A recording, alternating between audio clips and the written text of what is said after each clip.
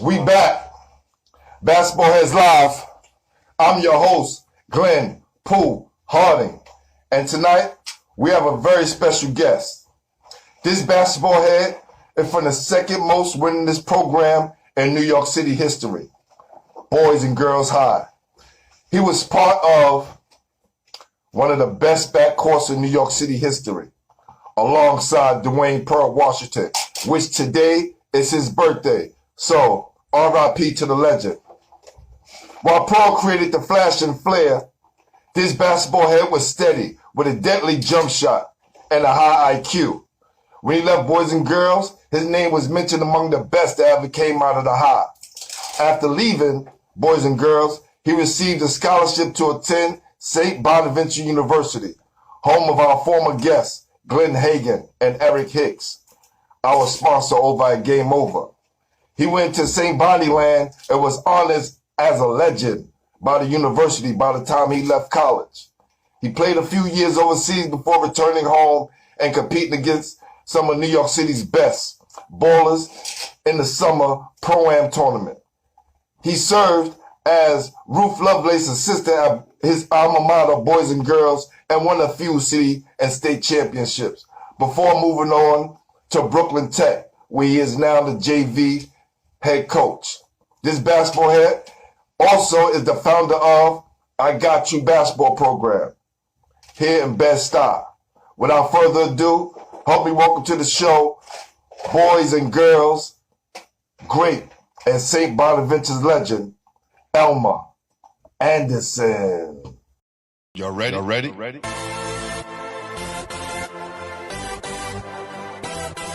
Yes. You have just stepped out into the world of chaos, where everybody goes hard. Come on. Go hard. Go hard. Go hard. Go hard. Go hard. Go hard. Or go home. Never back down. You gotta hold your own. Go hard. Go hard. Go hard. Go hard. Go hard. East Coast. Go hard. West Coast. Go hard. Midwest. Go hard. Dirty. Hurry up, everybody. Get online, buy your tickets, cause the game about to start. There you go. All right. All right, let's make some noise for Elmer right now. Let's make some noise. Nah.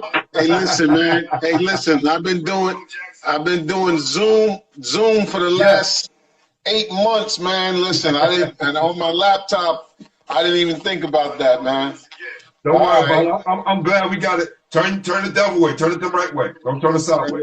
Turn the long way? Yeah, turn the long way. There you go. All right. That's right.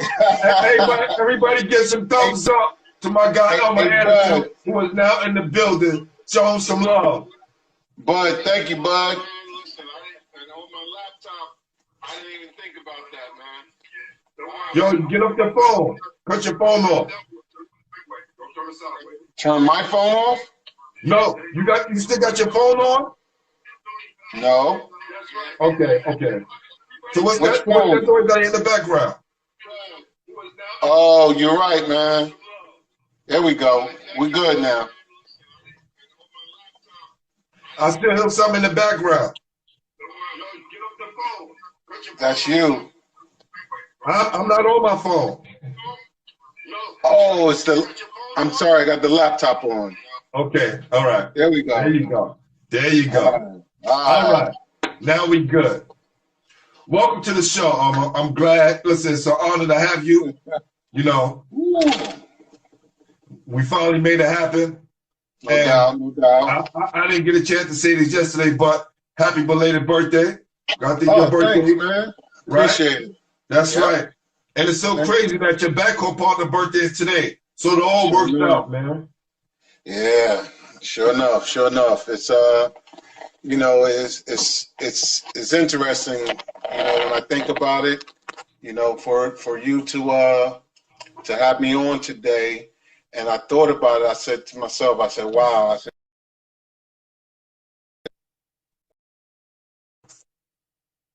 So you know, it's befitting that I'm doing this today.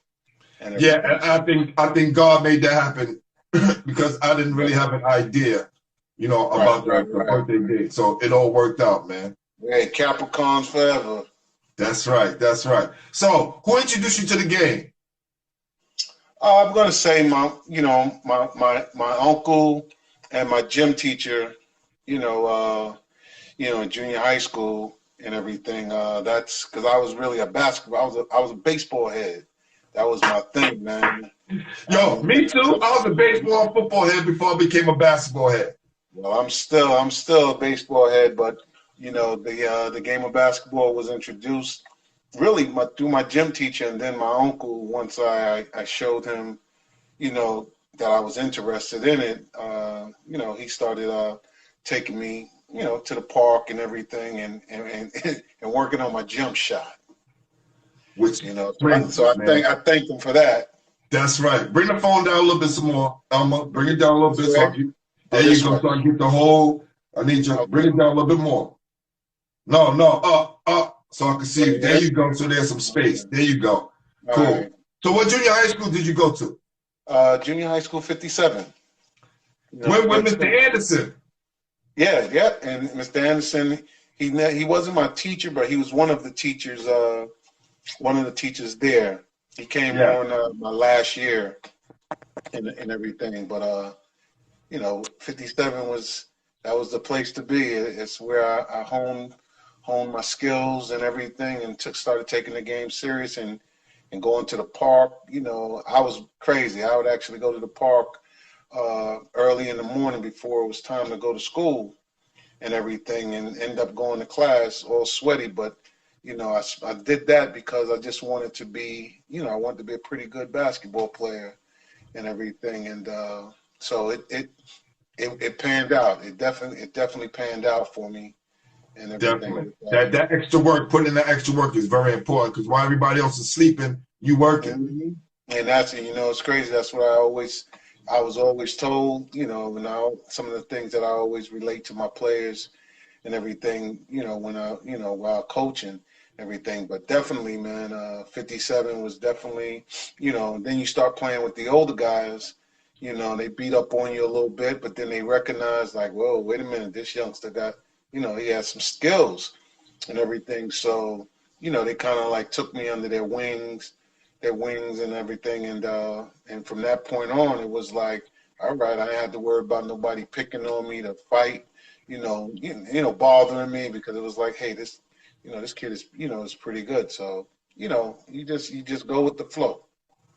It was a rite of passage for us to play with the older guys. I was talking to Mo Hicks the other night, and even Ricky Sobers, it was the same way. Playing with the older guys kind of helped develop us into the players we became. And then by the time we got to high school and started playing against guys our age, it wasn't as tough because we was going through the rigmaroles of dealing with the guys in the neighborhood.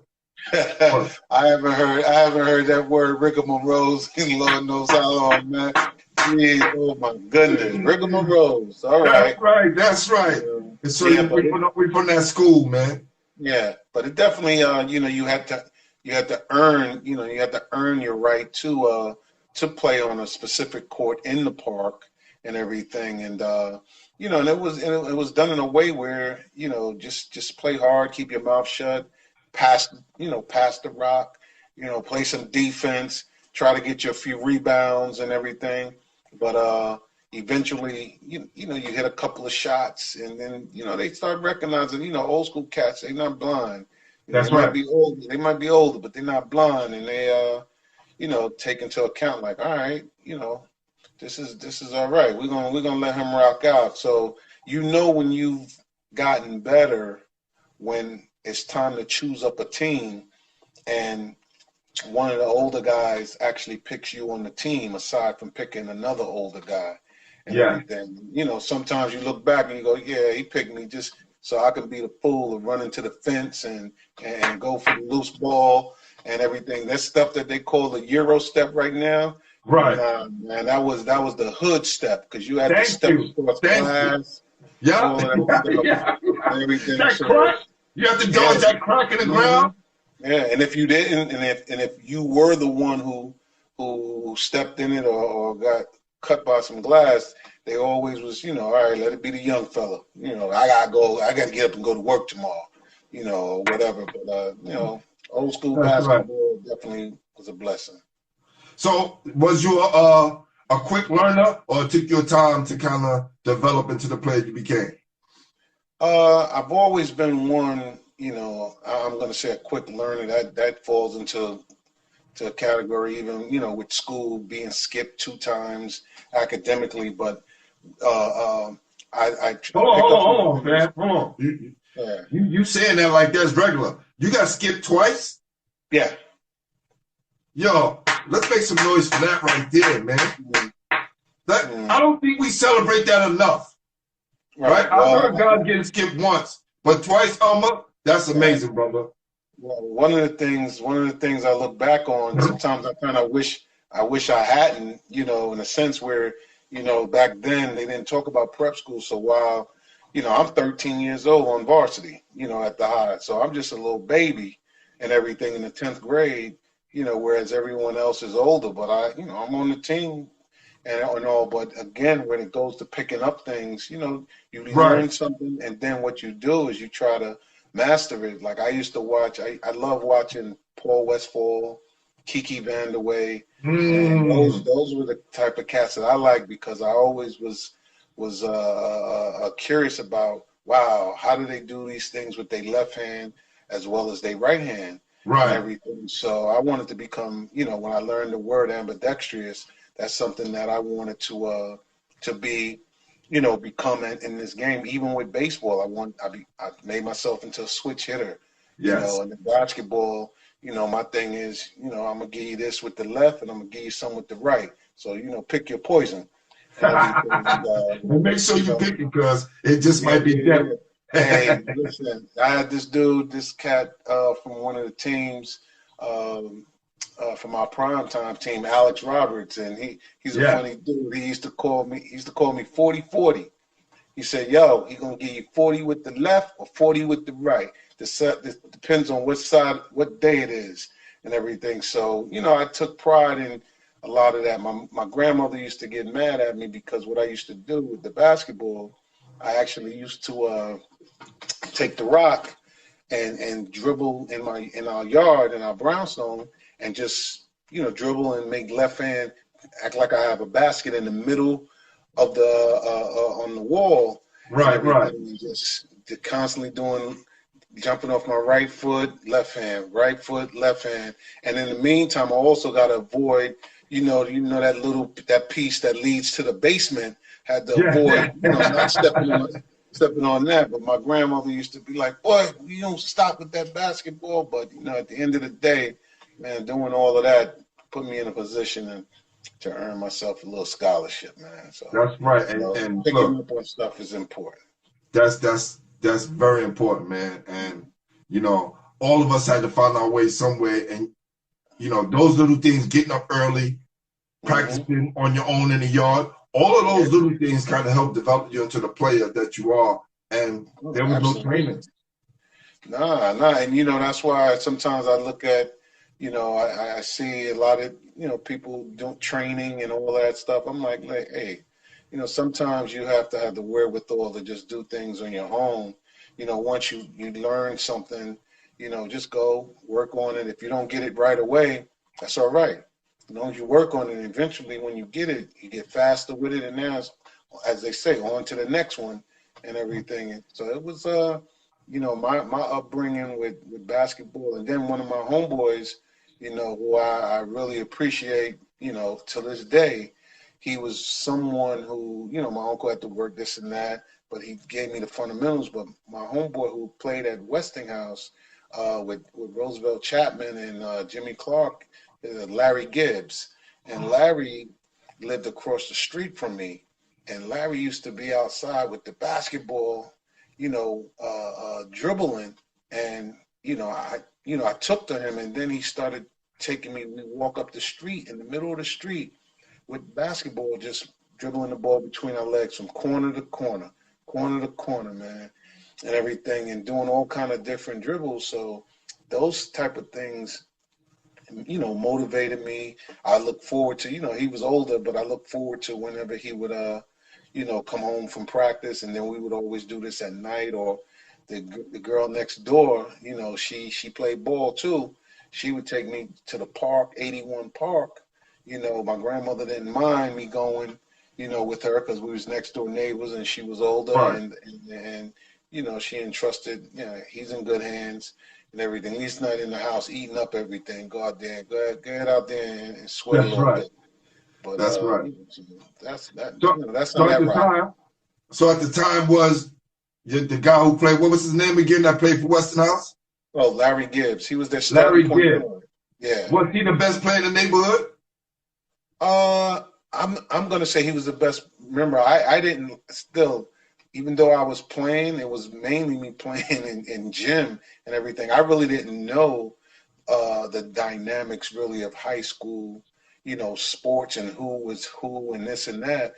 And it's ironic that you say that, because you know, he was good, but there was a guy across the street again that lived on my block, had some pretty good, you know, people. This guy named Joe Gatson, who at West 4th Street, he's a legend down at West 4th Street. They call him Hollywood and Chiffon. This cat used to wear like leopard pom pom shorts and play in the games of West 4th Street. Yeah. And he's 6'6", man, and just dunk on everybody. He always played with Harlem USA. And you ask anybody, Joe Gatson, Joe Chiffon, yeah, Wow. we call him Terry, but he was like one of these smooth dudes, and you know, the girls loved him. He was like muscle, you know, one of these muscle bound cats, but he can ball and he can jump. I mean, jump out the gym. And he played with Fly Williams and all of those guys. That's how I got to learn later on, because he would take me with him to a game. So it was it was a culmination of everybody had a little piece, you know, a little piece of this pie that we was making in terms of my basketball pie. And then next door to him is crazy, because now as Larry and Joe was turning me on to the game, my another neighbor, he was the manager at Alexander Hamilton for their basketball team. He was the boys, one of the managers, and you know, he used to always be ham this, ham that. I'm like, yo, I'm thinking he want a ham sandwich or something like that, but everything was ham. Right. You know, I was like, you want some green eggs? But anyway, you know, he used to tell me about it. So one time, he invited me, and I went over there to a game, and it was against, I didn't even know it was against George Westinghouse and everything. So I got to go. I went to the game, man. I'm telling you right now, just watching Alexander Hamilton's layup line was bananas. I never seen It was 1,000 of them. It was 1,000 of them, right? Sure enough, it was 1,000 of them, but the way that they would warm up, man, it was like watching the Harlem Globetrotters. And they kind of had outfits that were similar, but man, it was so, I'm sitting there like, you know, I'm like, wow, this is, man, I want to come here. You know, I wonder if I can come here. So I'm watching the games, and my favorite player ended up being, and believe it or not, I don't think I ever told him, but he'll know now, was Beetle Washington. Beetle Washington. Let me tell you something. I'm gonna let you go. But I gotta say this, because I never saw him play in person. Mm-hmm. There's a game on YouTube with them playing Benjamin. They were playing. I forgot the school. It was Benjamin Franklin versus Alexander Hamilton. They played Benjamin Franklin. Philadelphia. Oh yeah. I've never seen a point guard like that. Yeah. Nah. Especially back then. Now you can go ahead and tell what you saw in person. Well, I tell you, it was just to watch a guy who was shorter than everybody. When he dunked on the layup line, I was like, wait a minute. It was like bungee, you know, and he was, you know, chubby, you know, not fat, but he was just like, you know, he had a little weight on him, but it wasn't like blah, blah, blah, blah, blah, blah. Right. It was like, and I'm watching this dude. I'm like, and then his ball handling. I'm like, whoa. I'm like, all right, I'm gonna work on that. He do 2 bounces, and then he cross over, and then he'll pull up and everything. And believe it or not, he had me actually trying. And this is what I would do. I would watch other players, and then if I seen something that I wanted, I would try to mimic it. And that's why, like, to this day now, you know, people don't understand the impact that we all have on kids. They may not say anything, but they're looking. And I swear, I used to try to shoot like Paul Westphal, Kiki Vanderway, Larry Bird, and Beetle Washington. And I wanted to shoot. I swear, I wanted to try to shoot like Beetle. And the reason why is because the way he shot, it was just so cool. It was like, yo, this dude, this guy, it was just cool. Yo, listen, let me tell you something. And then he was quick and everything. So Beetle was my dude and everything, because that's all him. And then of course, you know, watching him play against my boy Larry and Chapman, you know, of course I wanted you know, Westinghouse to win because of Larry. But also in my mind, I'm like, wow, I wish I had a chance to go to Alexander Hamilton. But that was nixed as I got, you know, started getting better. You know, my uncle was like, you are not going to Alexander Hamilton. You know, I had a chance to, you know, from these other schools taking these tests and things as such. And then it was like, you know, Boys and Girls High School. It was, he just felt he had a lot to say on what school I went to. And then also meeting, you know, Coach Paul Brown, who I love to death. You know, Coach, you know, Coach had a way with things. One time I was playing at Vanguard. I don't know if you remember the Vanguard. Yes. Gil Reynolds, yes. No, I didn't play with Gil. You just played with the Vanguard organization. Gotcha. I played. It was Vanguard, but I didn't play for Gil. It was we used to practice at 258 on Macon. But anyway, I remember, you know, playing a game that following year, playing a game against the Gauchos, and Coach Brown was actually refereeing the game. And that's how I met him, because I had a really good game against the Gauchos, who I didn't know who the hell what the Gauchos were or anything.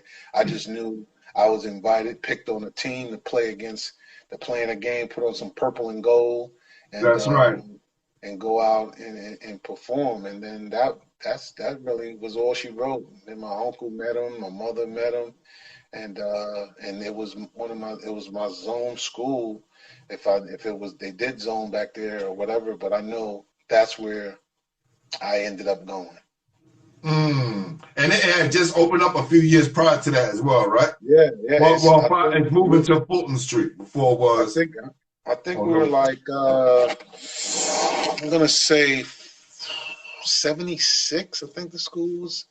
I think it opened 76 or 78. 76. It was one of those. But I like I said, I'm being real with you. I had no idea or anything, man. I still was wet behind the ears. Still, even though I was playing, you know, started playing this basketball thing, man, I was still playing stickball in the street. And I didn't know what schoolwork was easy for me. So I didn't know. It was like, whatever school, I don't know, and everything. So I couldn't tell you. That's crazy. Joe Jackson says, he says, hold on, I'll try to get it. I think I lost it. Oh, he said, funny how you was cheering for those, for the house back then, and you destroyed us every time you played for Hey, listen, you know. I played for HBO too. I came on maybe after Joe stopped playing, but I would have remembered him. Well, my thing is, you know, Westinghouse was in our division and everything. I actually, when I look back, I believe Westinghouse beat us. Did Westinghouse beat us in the? was it my sophomore year or my junior year? They upset us. I think we was at Canarsie High School. Was it Westinghouse? I don't know, but I just I know we always used to beat, we used to beat Westinghouse, and we used to beat a lot of these other schools, high school and everything, and I just look back and I'm like, wow, it was just like yesterday. I know people wouldn't understand when I tell them. I'm like, listen, to get into our games. Yes. Get into our games. Yes. Crazy. First of all, it would be packed, and then there would be another 300-400 people outside trying to get in. I've heard stories where people would offer a kid who had a ticket would offer $100. Let me get 2 of those Back tickets. then, it was so crazy. Yes, yeah, I remember. I never got into those games. They wanted to come see. They wanted to come see. You know who, man? Pearl. That's right. And everything. So again, like when I think about it, when I got to the high, I didn't know who Dwayne was. I didn't know anything. I'm just, like I said, I'm just a matter of fact, I was 12 when I got to school, and then turned 13. Then I turned 13. Then I turned 13. So just being on the team, and I remember, this is the craziest thing. I remember, Gene Carroll and used to be in charge of the conditioning, and you had to run a certain amount of laps in a certain amount of time to be on the high team. Now here it is, I'm a young cat, man, and somebody tell me you got to run the quarter mile, one time around less than a minute and everything, or do 4 laps, less than, I think it was 6 minutes or whatever it was. And I'm like, this is crazy, but I'm trying to do these things, but now I'm getting nervous because that was one of the last things that was a requirement for you to even try out. Even though, you had, little workouts or open scrimmages or open things. So I remember being on the track and I didn't make the time. Everybody it was all older than me. They made the time, and I was like the only one. Even the guys that ended up not even being as good as me or making the team, but they were, part of the scrimmages and getting involved with the open gym. They made the time, and I remember having to run, man, and I ran. And I remember Larry Thompson. My God, LT, that's right. Larry stayed out there and was like, yo, you can do this. I'm telling you, I ran, good brother. I made the time, and I'll never forget this. I walked into the locker room, and I just started barfing, just letting out all the school lunch, everything came out of me. But you know what?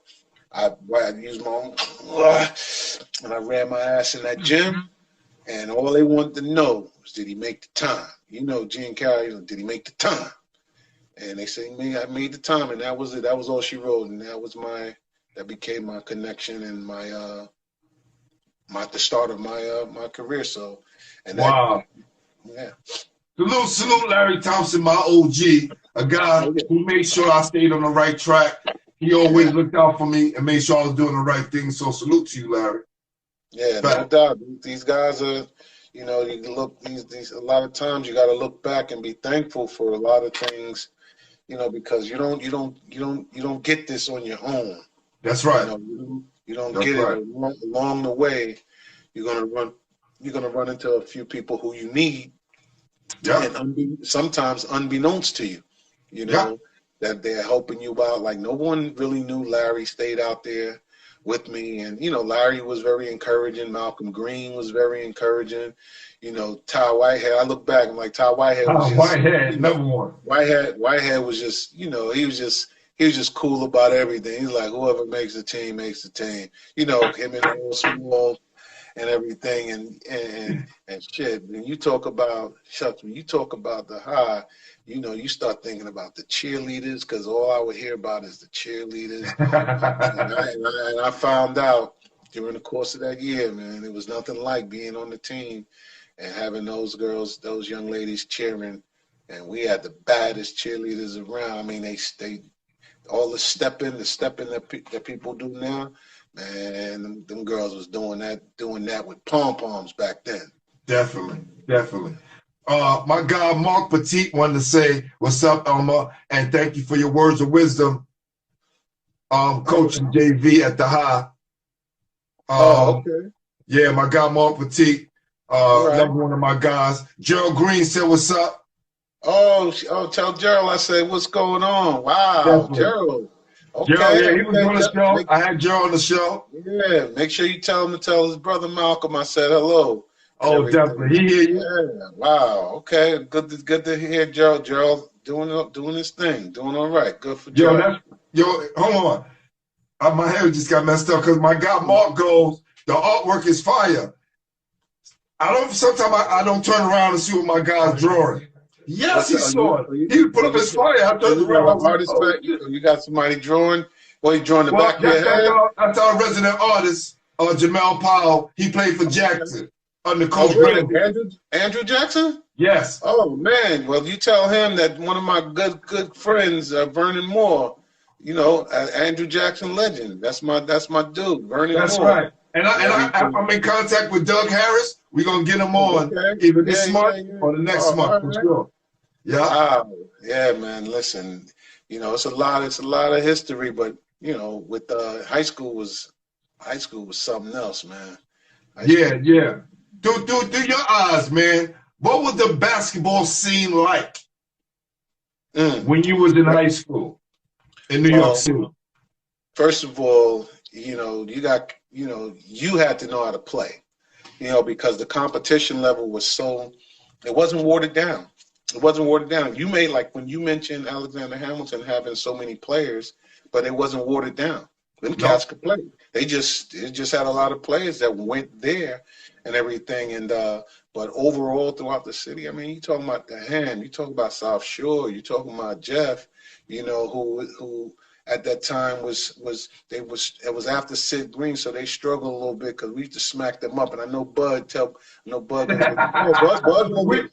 get mad. Bud won't get mad because Bud was a part of the smacking team, because after we left, they continued smacking Jeff and everything. So how ironic that he's the leader over there now. But that scene was phenomenal. I mean, I'm talking our games. You couldn't have our Hamilton games or Lincoln games at our gym.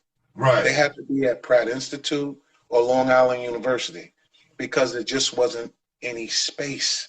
No, it wasn't space, and those were the type of games where you get in there and you doing your thing. And when I say doing your thing, I'm talking like you doing your thing in terms of people wanting tickets.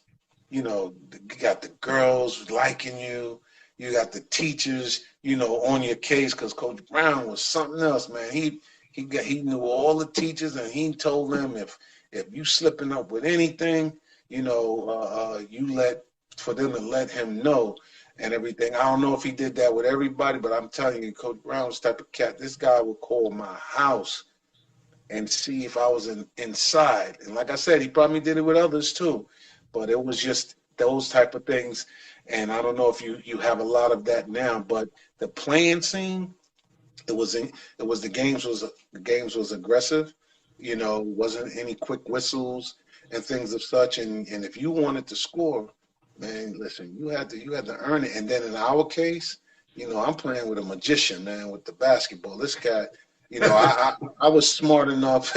I guess I can attribute that to, like I said, the classroom, picking up on things. I was smart enough to identify, man, listen, take your ass to an open spot and just be ready to shoot.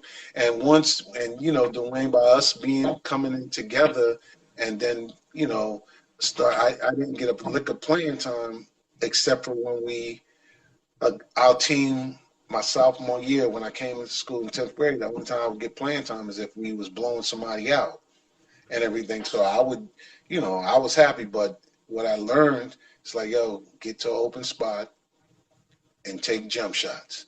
you know, Pearl is gonna find you. Boom. He would boom, find me. Put it and that's our junior and senior year. But my sophomore year, you know, I was in the game with, you know, other players. Right. But I made sure, because you know back then, if you scored 10 points, You was in the you paper. scored double figures, you in the paper. Let them know, Elmer. Let them know it don't exist anymore. I'm like, wait a minute. Wait a minute. I can get my name in the newspaper? That's right. Oh, man, that girl that I like, oh, if she see me in the newspaper, maybe, just maybe, she'll hold my hand, you know. That's right. And everything. And so I forget, I'm not going to say his name, but he used to get mad because he was a senior. And, you know, here it is, I'm a sophomore, because I didn't, like I said, I didn't go in the 9th grade. So I'm a sophomore, you know, in the 10th grade, and every time we was blowing somebody out, you know, I'm just looking at Coach Brown, I'm just waiting. Before he can finish going, Elm, the buzzer was already ringing at the scores table. So You were ready. Yo, oh, I was running. And in my mind, I'm like, just get 10 points, Get the 10 points. I'm feeling good. We won by 40. I'm not even thinking about the 40 that we won by. I'm just like, yo, I'm being the paper tomorrow. And everything. And then the first thing you do, you buy the newspaper in the morning time. And then you get it. And there was a little store. Get the paper. You see your name. And then you got to put the paper in your book bag and everything, because you don't want nobody thinking that you was waiting. You're desperate. And right.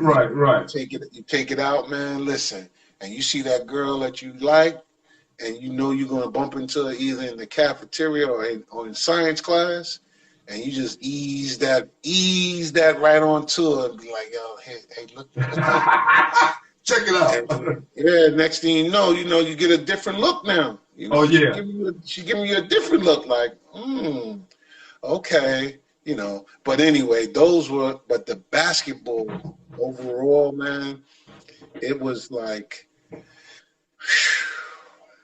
it was just incredible. I like to travel. You know, Coach Brown believed in, like, yo, get out of the city to go play, you know, other people. And of course, people was, you know, inviting us places because of who was the #1 player in America, you know, with Pearl. So we would go to like Camden, Trenton, you know, and that's just an example. But I'll never forget our junior year, man. We go down to Camden, and we beat them at their place. They're #1 in the country. They got Milt Wagner, Billy Thompson. They got NBA first rounders, all of this, Kevin Walls. And we get in there, you know, and the crazy part is we got there, the bus driver went the wrong way. We still to this day, we think he did it on purpose. So here it is. We got the newspaper traveling with us, you know, Bill Travers, and I forget the Bill Travers was with y'all? He was with us. And the other, the guy from the Post. So hold on, y'all. Because you saying this like this regular. That shit don't happen no more. No sports editors or writers is writing with a high school team to their game. They'll meet you there. They'll meet you there. They'll get a phone call and get the stat sheet, but they ain't riding with y'all. This is crazy. And the thing is, when you say that, you think about it, it gave the writers a chance to get to know the players and everything, and it made us all so comfortable and everything, but also it ensured that the press, you know, of course they get the right to get in, but at this level for where we were going with Camden, right, it was insane, man. It was like we got there an hour late because of the bus. They gave us like 15 minutes to get dressed and get on the court. I kid you not. 15 minutes to get dressed and get on the court. We're playing against the #1 team in America, Camden. We get in there. We walk in that gym. I had never seen anything like it. Never. The gym was so crowded. I'm talking because their gym is bigger than our gyms that we have here. You know, everything. Yes, Their gym definitely. was, Yep. you know, for some reason, their gyms were bigger. You know, when you started heading out of New York City, their gyms was bigger. It was almost like it was a little bit bigger than South Shore, because South Shore has a pretty big gym Yes, yes. because of the bleachers going all the way up. But here's the crazy part. Listen, we walked out that locker room to that gym. That whole place was just as foggy up top. You know why? Because back then you could smoke cigarettes. So people In the smoking gym. cigarettes in the gym. That's Yo, so you know, true. it's That's so true. it's like puff puff pass.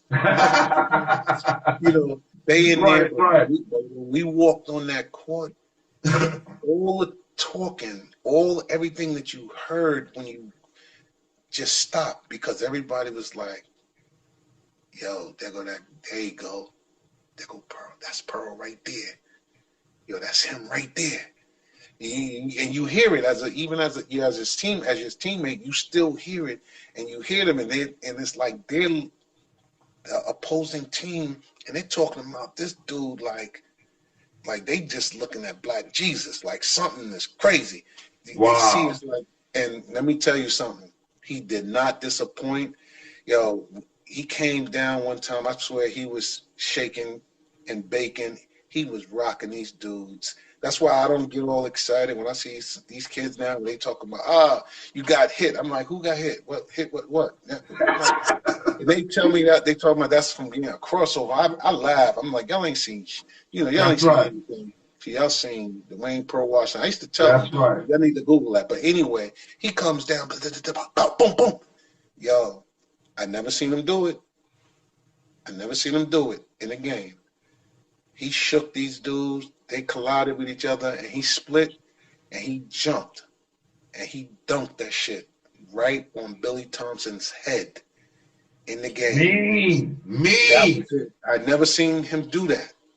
Off 2 feet, he went up like he was going to do his normal finger roll, and I'm telling you, he turned that shit over, and he dunked it right on Billy Thompson's head. Bam! The whole place in Camden went crazy. From that point on, Pearl had 1,000 or so cheerleaders in that game. When he came down the court with the ball, again, I'm being smart. I just run to spot up. That's right. Coming down, he's shaking the shit out of these guys, and that every time you see that they would all stand up, the people in the strike. You see, it's almost like how they do sometimes. They used to do it in at the Entertainers League, a certain league, where now like if somebody's going battling 1-on-1, and then as you're coming down with the ball, they're getting up, yo. I'm telling you, these people was getting up like, what is he getting ready to do now? Boom. I'll never forget, he had 39 points. I had 23. And I remember my uncle putting his arms around me and saying, son, this was your coming out party. Because it was. Because right then and there, if I could play that good against the #1 team in America in front of all those people, I was going to be all right. And so that was a turning point in my career, and it also again made me say, you know what? Y'all got something going here. You knocking down shots, boom, boom, boom, and he's getting to the basket when he wants. And then I realized I was one of the only people he would pass the ball to. He in terms of, unless you had a layup, sure, but in terms of kicking the ball out, he knew where I was, and I knew where to go. Even if he's in a fast break, there was times I'd run behind him. He'd throw the shit between his legs to me, and I'm like, catch me off guard. But I'm like, I'm not messing this up, because if I do, because you won't get it no more.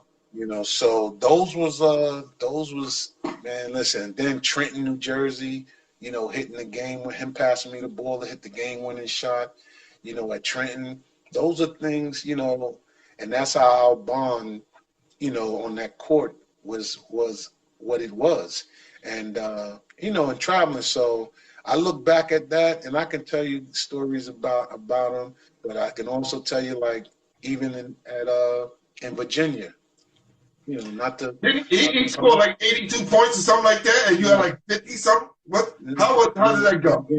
The first game in Norfolk, Virginia, the place is packed again. I mean, it's like we're like celebrities down there. Well, he's the celebrity, but we as a group. That's right. You got traveling like rock stars. Yeah. So I dropped 50. I I gave him 50, all from outside, all jump shots from like all kind of ranges and everything. And you know what? They didn't have the 3-point line then. Our senior year, they didn't have the 3-point line in high school.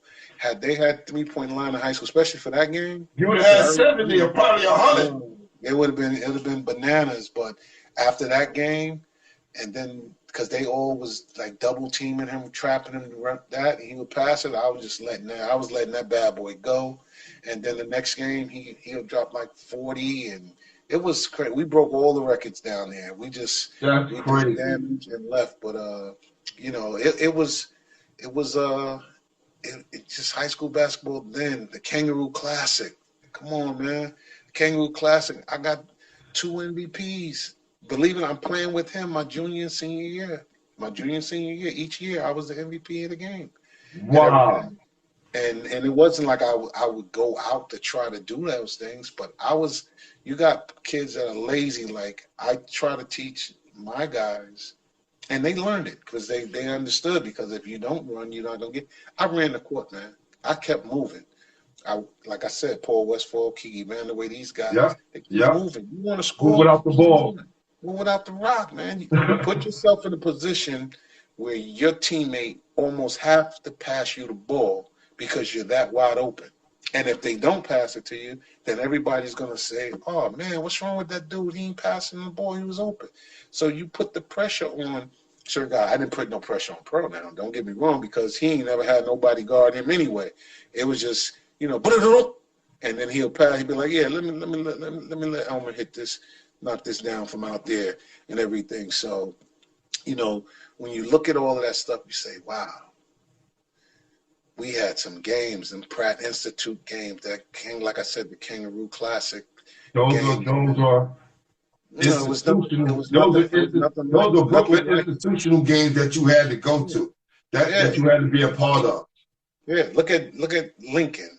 I remember Don Marbury, Eric. Man, what is this cat's name? I'm forgetting his name, and he was good too.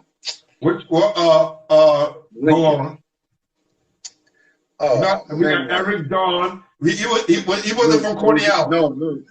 He was from Cornell. He was dark skinned and slender. He was good though. Henry Hamilton, he not from Cornell, he from Flatbush. Okay. But he played at Lincoln. Listen, when I was a freshman, Kenny Parker, that was Kenny Parker's hero. Yeah. Henry Hamilton. Yeah, so him and Don Marbury, I remember us going to Lincoln, beating them there. And I'm just, when I look back at all these games, man, you know, it's like it was insane. And then, you know, after we left, of course, you know, then Bud and them came along and they kept the tradition going, and they reaped the rewards of, well, you know, things that we were doing. Not so much we was winning, but we never won the championship. That's what I want to get to. That's what I want to get to right now before we even move off this. And James Majors would like to say what's up because he's in the room. Yo, tell James I said what's up, and tell him I said thanks James for the well wishes too. You know what I'm talking about. No doubt. And but that game, I remember Alexander Hamilton, we would always beat them during the regular season. You know, but people used to always say it's hard to beat a team 3 times in a season. Oh yeah, I know that. So here it is. We're playing Hamilton in the semifinals, you know, our senior year, and it's like, you know, I had great season, was going good, this and that. You know, it's nothing like being recruited and knowing that you're going to school for free and everything. You know, I look back and I shot the worst game of my life. I had the worst shooting game of my life. I never liked shooting at St. John's. For some reason, the backdrop, They meant, yeah, certain gyms for a when we shooter. played there. 'Cause I've experienced Yeah. that. Yeah, even at the Carrier Dome, I didn't like shooting up at Syracuse. I didn't like that gym either. But Too much for space. some reason, I did not shoot well at St. John's. So when we played in this game, I mean, I shot, I think, 7 for 28. I put up a lot of shots because what Ray Haskins did, and he'll tell you in a minute because he always told that story. He said, we're going to double pearl, and we're going to just beat up on Elmer. We're going to beat him up and let him shoot as many and let him, and let him beat us and everything. And my thing is, I didn't worry about the physicality part, because I was a tough mother. I was one tough dude, in terms of like, I knew, contact came with the game and it didn't bother me. And most of the time I was by you or whatever, I didn't even get it. But we lost in the semifinals. And that was my final, high school basketball game representing, boys and girls. And I never forget, like, worried, like, oh my God, all these coaches, all these offers, are they going to take? I never forget Judd Heathcote came down and told me from Michigan State, he said, listen, don't you worry about this game. He said, I've seen enough of you. He says, your scholarship is still available. Even, after I visited, I loved Michigan State and everything, but I just was like, it's too far, and all they talk about is Magic Johnson and everything. And then they had a little white guy on the team, and I'm not a fool. I'm sitting there watching one of the games while I was there, and I'm like, wait, man, this white dude pretty good. And he was a freshman. I'm like, wait a minute. Then they had Scott Skiles? Was it Scott Skiles? I was getting ready to say Scott Skiles. And then they had Sam Vincent, who was just a sophomore. I'm like, but they wanted me, that assistant coach, they wanted me down there so bad. And I remember Sam Vincent and Kevin Willis taking me out, hosting me. And I had the time of my, I remember I'm a young whippersnapper. I'm still young age-wise, but still I'm a senior, so they thinking all of this. But just to make a long story short, it was crazy because they take me out, and great people, wonderful people. They take me out, to enjoy the campus life and everything. Plus a big school, and we out. And they go, hey man, what you want to drink? They got this, and that. He said, you like Long Island iced teas? And I'm like, oh, yeah. I said, yeah, I take a Long Island iced tea. I'm from New York. So I'm thinking Long Island iced tea. Long Island iced tea? Yeah, the Sun Dew joint. I'm thinking Long Island iced tea is just a Long Island iced tea with some lemon juice in it and some sugar and some tea. Man, let me tell you something. I'm drinking it. I'm like, this is good Long Island iced tea. I'm like, the music is playing, whatever, it's crowded, people coming up to you like, hey, this is our recruit. Yeah, you coming? I'm like, yeah, man, drink. And I'm like, I see a Miss Pac-Man machine. So I want to play some, Pac-Man, because again, I'm still young. Yeah, I'm playing Miss Pac-Man, and, all of a sudden, I'm pretty good at Miss Pac-Man now because it's moving slow to me. I'm like, something ain't right. Yo, young fella, you want another one of those Long Island iced teas? I'm like, yeah, I'm like, yeah. I didn't find out until the next day what Long Island iced tea truly was. I couldn't believe it. I'm like, I just had an alcohol beverage, a drink, and everything, and it's not their fault. They just assume you're in college. Yeah, you're in college, but my dumb ass, I'm thinking Long Island iced tea, and I'm just like, I never touched another Long Island iced tea for like until I was grown. But the bottom line is the experiences that you get, from your high school career. If you're in a position like I know Bud can attest to this. I know many guys can attest to this. When you go on those visits and when you go and that your family will not have to pay one penny to send you to college, you have no choice but to be grateful and appreciate that. And I certainly was. So anyway, but that's high school was bananas. That's all I could tell you. All right. So I know that was crazy. You playing with Pearl. He's Mr. All-American, Yeah. right? Who asked did you bust that year to put you on that next level? Plateau, one of the top guards in the city. Man, a lot of guys caught that ass whipping, you know, and everything. But a lot of those ass whipping, like I remember, you know, dropping 40 something against FDR, and a lot. I don't, you know, a lot of guys caught the business because I was picking up a lot of stuff that Pearl did, like the ball handling behind the scenes. Nobody knew I would be in the gym working on. I'm trying to do some of his moves and trying to, with my jump shot plus some of those moves, you know, I was like, okay, we're going to do this. But I don't recall when I started feeling like I'm busting ass is really when the season was over and I would be with the Gauchos and we would be playing and these tournaments, Tiny Archibald tournament, and I'm like one of the few Brooklyn cats that was down with the Gauchos back then. So I'm traveling, I'm playing, my boy, you know, Dredd, you know, Dredd, Kyrie's father, you know, Rod Strickland. These are my teammates and everything, you know, and everything. So I'm up there, my man Charlie Beck. So you know, that's when I started lighting guys up that I remember, like even in Tiny Archibald. When we won the championship and they said, and then they give out the end of the year awards, end of the summer awards, and it's like, and the #1 scorer in the entire league, and he said my name. I'm like, damn. I was like, oh man, and my coach, who I love, Dave McCullough, was like, yeah, man. He said, shit. He said, you don't understand.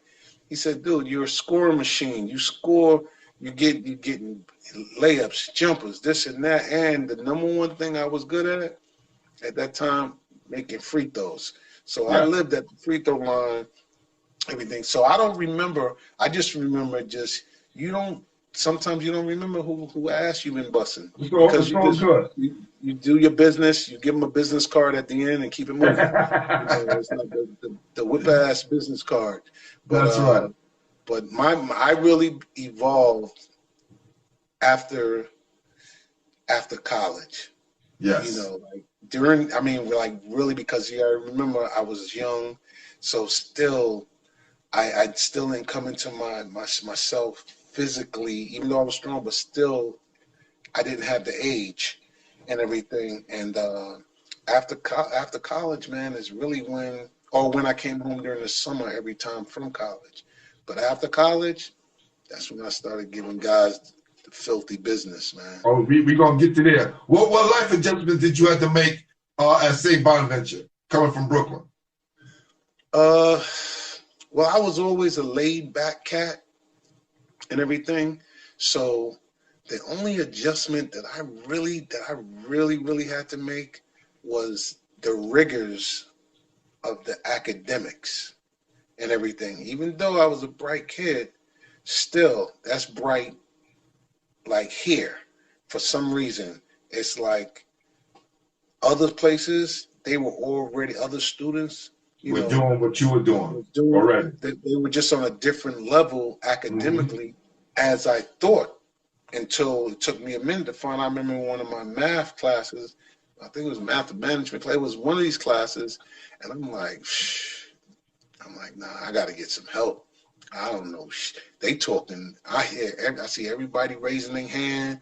They got answers, and I'm like, this stuff is like Chinese to me, or something. It was like encrypted. I'm like, I have no idea what they talking about. What happened to, fractures and this angle is perpendicular to this. So they ain't saying none of that, man. It's like the hypothesis. They talking about, unilateral and all kind of. I'm like, what? So I went and I got help, and I told my coach. I said, I had the coolest coach, Coach O'Brien, who ended up leaving after my junior year, going to BC, and then taking a head coaching job at Ohio State. But what I'm saying is that was the biggest adjustment for me. It was just the discipline, because what I used to do, like in school, everything came easy. So I really didn't study because it just was coming. It was just coming in like to the doop. But when I got to college, man, yo, I might as well have my pants down getting a butt whipping from my uncle for using a curse word, that I wasn't supposed to use when I was little, because it was kicking my behind. And then on top of that, having to compete and everything. So that was the biggest adjustment. Like I said, I wasn't one of these guys that had to party and had to do all of this. And I remember going out with the fellas and walking around in the Rathskeller and everything, finally going out and, I remember in the Rathskeller, somebody said, "Hey, what you got in there? Give me some of that." They think it was beer, and they drunk it, and it was Orange Crush. They spit the shit out. They was like, "Man, what is this?" It was like, "You're supposed to have beer in there." That's right. Bonaventure was a party school, but a high academic, prideful institution where, you can get toe up. I never seen anything like this, man. You get toe up from the flow up on Thursday, Friday, and Saturday, and then on Sunday, you couldn't even get in the library. Everybody in the library studying, and I'm sure that's on many campuses and that, but that was just the biggest adjustment, and also not being able to come home sometimes, for Thanksgiving or Christmas and everything. And Christmas, my mother always made sure I got for Christmas. But I was getting ready to say some people would be like, "Yo, shit, I don't get nothing for Christmas anyway. I'd rather be up here. At least I know I'm getting 3 solids." And getting to cool out and going on a trip somewhere, staying in a hotel room and all that stuff. So it's that was, again, not to sound redundant, but my biggest challenge was just the adjustment and having what others would have, we didn't have, and that was free time. Right. And then because you got practice, you got tutoring, you have this. So when you did get your free time, and if you wasn't an excellent student, you still had to make sure that you did, certain things. I mean, I had, teammates that just, were smart and worked hard. One of my teammates, Tom Bones, Bones is like, not to say what he's doing now, but he's doing well, just like a lot of my other guys. You got to put the time in. You got to put the time in, and then you start learning to do that later on. But I tell you this: if you don't have some of that discipline instilled in you a little bit, you ain't gonna finish. You're not gonna finish, because you gotta at least know what it's like to work hard a little bit and everything, because other than that, you'll get lost. And like I said, at a school like my school, you'll get lost in the source. And the thing is, it's a small school, so it's hard to get lost, but you will get lost and everything. Yes. So how much would you guys get per diem when you guys go on road trips? This is the James Majors question. He said from 1983 to 1985, they got $5 on road trips a day. They got what? $5 a day on road trips. Nah, in the Big E. We got more than that. I'm sorry. Tell James I'm sorry about that, man. Tell him I'm sorry to hear that. But and the thing is, we were smart enough. I know I was, and I'm gonna say the brothers, and I'm gonna say all my teammates and everything. We're smart enough to save that money. You save that per diem, because you're gonna get 3 meals. You're getting breakfast, you're getting pregame, and you're getting a meal after the game. And on the road, and my Coach O'Brien, man, this dude made sure, he didn't. He was in charge, but he didn't handle it. But he delegate, y'all make sure we was taken care of. We were taken care of, with per diem, and you save your per diem. It's like, I think back, real quick, just jumping ahead. I'm gonna jump right back. I remember when I was trying out for the 76ers, and the per diem, I'm like, oh my God, I'm like, this is money right here. To eat, and on Yeah. top of that, you're getting And fed. people don't realize that's outside of the Yeah, contract. that's outside of the contract, man. It was like, but the college per diem, coming from where from, man, that money came in, that money came in handy, man. That money came in handy because at nighttime, you get hungry, just like all these athletes. You get hungry, you want some Domino's pizza, that's when Domino's really just started hitting home and everything, and you can get I forget the price of the pie, but the pies was bigger than they are now. They send you a large. Sure. They send you a large now, and it's really a personal pizza and everything. But back then it was like, yo, you're not gonna eat all of this by yourself, so you share it with your teammate because and then you have your teammates who shared their food with you. But it wasn't easy, but it wasn't hard. I'm not gonna front. It wasn't easy, but it wasn't hard. And everything, going to college for free and everything free. And all I had to do is take care of books and play ball and enjoy the social life. Ain't no social life. I don't care. I didn't go to this school, that school. I went to St Bonaventure, and I'm telling you, ain't no school like Bonaventure School in terms of partying and having a good time and the loyalty and the alumni, the whole it's just ugly. In terms of ugly good, you look forward to being a busboy, on alumni weekend. You be right there, want to carry their bags because you're gonna get a little tip, just like anything, you're gonna get a little tip. It's like, okay, a little tip, here's a little $5. You carry about 20 bags, man. Come on, you done made your little $100 for the and it's legal. It wasn't like that's illegal. You know what I mean? It was like you was legitimately just, carrying bag. You volunteering your time, and if people choose to give you a tip, they give you a tip. One of your guys, he always support all St. Bonaventure guys. Whoever I have off of St. Bonaventure, Joe Blumenauer.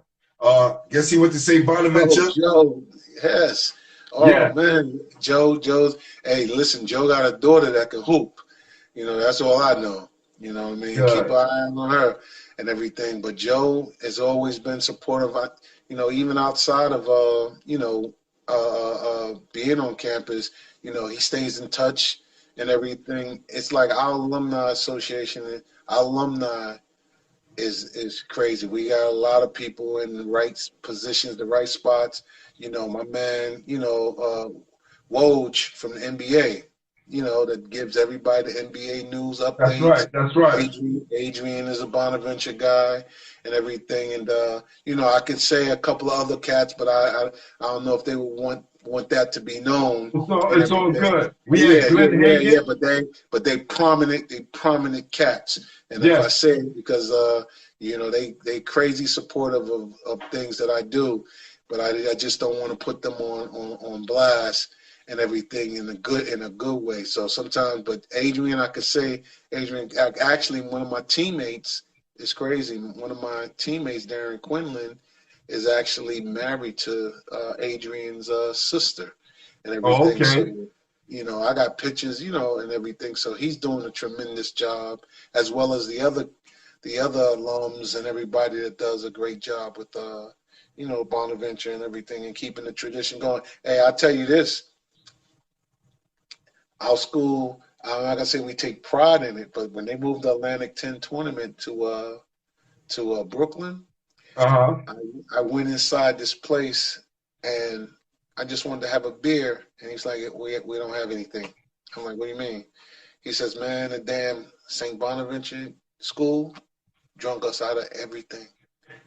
I mean, I kid you not. He said, and this is an Irish bar. He said he had never seen anything. He said they drink enough for 2 schools. Wow. And you don't have no problems or nothing. They treat the employees great. This and that. My school is no joke. It's absolutely no joke, man. And everything. Yeah. But that's not just that, not just partying. But my thing is like they got it going on. Put it that way. And they support each other. Because look, when I had Glenn Hagan up here, Joe was up here. When I had Eric Hicks from Game Over, Joe was up here. Soon as I put anything from St. Bonaventure up, I guarantee you Joe is gonna like it and send it back to me. So salute St. Bonaventure and my guy Joe for all the support. Joe is definitely supportive, man. My man Dave Malley, all of these guys, you know, Sam Graham, everybody. Right. So it's Father Dan. Yeah. And then, you know, I look back and I think about everybody, man. It was fun. I tell everybody, I said, listen, you know, I done played against, I dropped, you know, you don't forget these things. We was playing against Arizona in Arizona, and they had like the a long winning record at home, and Sean Elliott, Steve Kerr, Judd Bushler. Yes. I'm giving them the business. You know, I finished with 24 points, and we almost beat them on their court. But out of all of that, so when I see Steve Kerr coaching, you know, the Warriors, and when Sean Elliott was playing with the Spurs, and Judd Bushler with the Bulls, you know, I look back, I'm like, wow. I said, that's, and I forget the other guy. He actually made it to the league, but out of all of that, from playing against Arizona, you know, the number one thing I remember, man, they had the greatest. We went there for Christmas. Ventana Canyon was the name of the resort that we stayed in. Brother, I'm telling you, I was watching TV one night. Lifestyles of the Rich and Famous. That place was on there. Like lavish. That's how it was. I couldn't, man, that place was crazy. It's like the bathtub was like the size of a king size bed, but deep. Wow. It was ugly in a good way. You know, but you know, college was good, man. Nothing like, you know, the Raleigh Center, you know, all that noise, man, that place packed. I remember when we played Syracuse, and I remember Jim Boeheim was like, I'm never coming back here again. And they was loaded. Cycli, Raphael Addison, Wendell Alexis, Mike Brown, and of course, you know, Pearl and everything. And they was like, yo, they throwing quarters. I can't say they were throwing, but they came in there, man, and they was like, yo, these people here. It's a hard place to play. I already know. Yes. Yo, they used to compare us, and they still do, and now it's coming back. They used to compare us to Cameron Hall, a Duke. That's how the Raleigh Center is, man. I'm telling you, to this day, I haven't seen anything like it. They're loyal, the town folks, but the fan base of the campus and everybody, it was insane. It was like the first time if a basket is scored, all you see is tons of rolls of toilet paper being thrown onto the court. So to take a few minutes to clean the court up and everything. But you know, Bonaventure was it was crazy, man. It was a great experience, just playing and stuff, man. It was good. Where did you play after you left Bonaventure? Because I read that you played a few years, Dominican Republic and some other places. Oh no! Look, hey, listen. My thing is, as soon as when I got out, when I left Bonaventure, I actually paid. Somebody had told me about a free agent camp and everything. I went down and played in Jersey and everything. And when you go there, it's like these places, you know, you pay $35 or whatever. You know, I'm like, look, and I'm a gamble on myself. You know, I went and I didn't know who this man was, but I ended up getting select, you know, out of a group of people, Dick McGuire. Yes. From the New York Knicks, legendary player, and he was the Knicks scout. So I'm down there, but I'm killing. I am killing guys. And I'm home over the weekend. I mean, during the middle of the week. And, you know, I'm out of college. You know, I ain't got no job and everything right away. And I get a phone call, and my grandmother goes, you have a phone call. And I'm like, who is it? She goes, somebody named Dick McGuire. Mm. I'm like, okay. I get on the phone. He goes, he's talking to me, and Mr. McGuire speak fast. He's like, hey, hey, Elmer. He said, listen, I was really impressed with, what you was doing, da-da-da-da-da. And the crazy part is, he's like, and I'm a scout for the Knicks. And I'm like, I was in bed, and I'm like, a scout for the Knicks. And back then you ain't had like the internet where you can pop That's up. right. That's right. You had You to get that do your phone call. research. You had to check and do. I got a call from the #1 NBA scout of the New York Knicks, and I was playing for him that whole weekend. And thank God I was playing hard. He's like, listen, he said, you're an NBA player. He said, I think you got a chance. He says, the draft is coming up. He says, but here's what I need you to do. So he's asking me questions about my past, about this and that and everything. And one thing I've learned later on, and I'll share that, is that sometimes, these scouts, and not only basketball, it's football and baseball, they want to know if somebody else has seen you. In other words, they don't want to be the one to put themselves out there. That's right. That's in everything. That's in music. Yeah. That's in everything. Yeah. Yes. He's, like I said, I'm still learning. And he was like, I really like your game. You're an NBA player, and I'm going to recommend you get drafted. This is what he says to me. He says, but you got to play in front of Al Bianchi, Rick Pitino, forgetting the other person, whatever. So they invite me and this is what he was really mad about this, and I still thank him, And when I look back, I remember thanking him. He was mad. That's when they had there was a contract issue, so they canceled Summer League because there was a moratorium with the Players Association and the league for a contract. So I didn't get a chance to play in the Summer League. So now you're playing in a league, 10 teams, 10 NBA teams. If that team don't keep you, somebody else may. And that hurt. So what happened is they did a free agent thing at Brandeis High School, private. But they invited a bunch of players.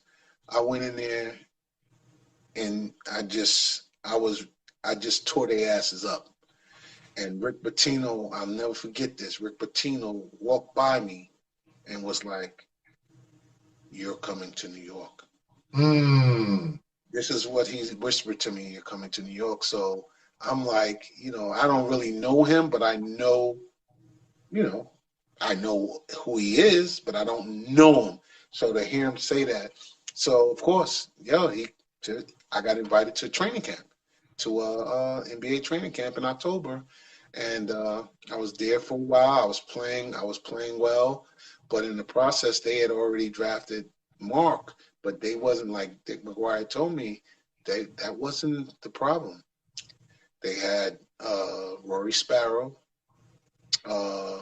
Gerald Henderson, who I'll never forget. Gerald Henderson, who I used to like, but he turned me off because he was trying to bully me and everything because I was busting his ass and everything. And he, they had, and that's when they started these guaranteed contracts. Like really that time it started like certain things, and they was obligated to these things. But I know Rick Pitino, he wanted to get rid of some of them, but they had to keep them. They wasn't going to just get rid of them. Yeah. So it was tough, man, because I remember, I remember just in the locker room or in the shower, after practice, it would be me, Patrick Ewing, God bless him, Pat Cummings and everything, and just talking. I'm like, shit, I'm in here with the dudes right now, man. I'm like, yeah, I'm lathering, I'm like, and talking, they asking me questions, what school I went to. I'll never forget Patrick Ewing. When I said St Bonaventure, Patrick Ewing was like, what's that? Where's that at? Like, in other words, these dudes only knew Big East or Right, right. ACC. ACC. That's how it it. was, That's man. it. Yeah. Yeah. But I just, it hurt me. When Patino was like, he pulled me to the side and told me that that they're gonna let me go and everything. And it was weird, because that's when I started getting a taste of, what this thing is like. And that Business. some of these players, they're lucky. That's all I can say. Yep. Some of them are lucky, because some of them, there's a lot of cats that are better than a lot of them, but some of them cats is lucky. And so after that, that's what happened. And then I got a job. I became a caseworker for foster care agency. And, But before that, no. Okay. Hold on. No, I was going to. hold on, let me say this. Uh-huh. But after you got finished and they said that you couldn't play with the Knicks, you came back home to New York City and you was kicking everybody's ass. So Well, that's definitely what happened. But what I was going to say to you is that by working, I also was playing and everything, and the way I started getting, the way I ended up playing professionally, and I love this dude, man, Ralph Menard. I just finished playing at City College, and me and my girlfriend, whoever it was at that time, or lady friend, we walking to get to where we had to be. And Ralph says to me, he goes, "Hey, you got a minute?" He said, "Why are you here?" I'm like, "What do you mean why am I, like here?" He says, "Why are you not playing somewhere and making money?" He said, "You were better than everybody on that court. Even some of those guys that play in the league." I'm like, "Hey, I tried out with the Knicks, and then I just started working. And my thing was go to the boys club after, on Wednesdays, Mondays and Wednesdays, and just play with the fellas, this and that." He was like, "Nah." He says, "Nah." So there's a professional league where you was allowed 2 Americans, although, Puerto Rico is considered a commonwealth and part of the United States, still it's deemed, if you're not Puerto Rican, they call it a refresco, someone who can substitute. So they were starting a professional league, good money, the whole thing. And you get 2 players, 2 Americans per team. So what happened is Ralph hooked me up, him and this cat named Ray. They was like, "Yo, listen, go down. They're going to fly me down." The team, they flew me down. I get down there, and I'm like, "Oh my God, it is beautiful out here." I'm like, I'm not here, but I'm like, "Stay focused, man. You gotta work on basketball. You trying to." So I'm like, and then I was like, "Man, they play basketball out here." I don't know. So I get in there, I get in the gym. I'm seeing all these big guys and all these, players and everything, and I just start giving guys the business. So the crazy part is, I did this over a weekend. So the owner of the team in Cuomo, I never forget Cuomo, his name was Dr. Frontera. He was like, "Hey, we want him." So, they were speaking Spanish to Ray, and Ray was talking to me. And then Dr. Frontera was speaking English to me. He goes, telling me stuff. And he was like, "We don't want you to leave. Can you just stay?" I'm like, "I got a job. I have a job. I have a job with benefits and all this stuff." And he's like, "Listen, what do they pay you?" He says, "We don't want you to leave." And I'm like, "I gotta go back." Put it this way. The incentives was very good to make me go to my boss when I got back to New York and ask for a leave of absence. Wow. And everything, and explain it. My boss was like, "Go for it." She was like, "You go for it." And from that point on, I didn't work, you know. And then what happened is I went down there, I turned it out. I went and no, it's crazy. I'm at Cuomo, and then I get a phone call to go try for a CBA team. So I'm like, all right, let me just, they paying for it. So I flew out. So when I left Cuomo just to go and everything, they needed a player to come in, you know, because there was 2 games I missed. They had Robert Reed. Remember that guy? Yeah. From Houston. Yeah. So I get back, you know, I got a, you know, Mazda 929. I have a beautiful room at the Days Inn. That's where they put me up at. It was beautiful. I walk outside, the pool is right there. I get there and I'm like, and they signed Robert Reed to like a full year to finish out the season contract. And I'm like, what? So I call Ralph calls Ray, whatever. Next thing you know, he said, go back to your room. Blah, blah, blah, blah. Yo, this is the craziest thing. He says, I got you with another team in San Juan. See, in Cuomo, I was staying in Ponce, but then I would go to Cuomo, but in San Juan with Guaynabo. Now, I don't know Guaynabo, this, that. All I know is San Juan, and that means fun. Get there. They're in last place. Last place team, but I didn't care because I did not want to leave. Right. And the money was good, this and that. Yo, took the team from last place. They already got guys that's on the Olympic team. Already on the team. But they didn't mesh. Even though loaded, the Olympic coach was the coach, everything. I get there, starting spot. Next thing you know, we go from last place, qualify for the playoffs, win the whole thing. I dropped 56 on TV in one game against a team like James Carter, True Carter. Yeah. Because I was about to ask you, did you play against him? Because he was the legend out there. Oh, I did them dirty. I dropped 56 on them, man. Like, it was crazy. Next thing you know, I'm like, I'm doing all right, man. I'm doing all. So it's like now it's a buildup. But the crazy part, you want to hear something that's crazy? What's that? Before I left, during that summer, you know, playing in the pro-am, like I said, working, playing in pro-am, playing ball, I shot a commercial. ASICS had made me one of their spokespeople for their sneakers. They was doing basketball sneakers. So we was filming commercials, filming all over the city and everything. You know, so, but I'm away. I don't know anything. I'm away. I don't know when the commercial's coming out. All I know is I get blessed with sneakers and all kind of gear, this and that.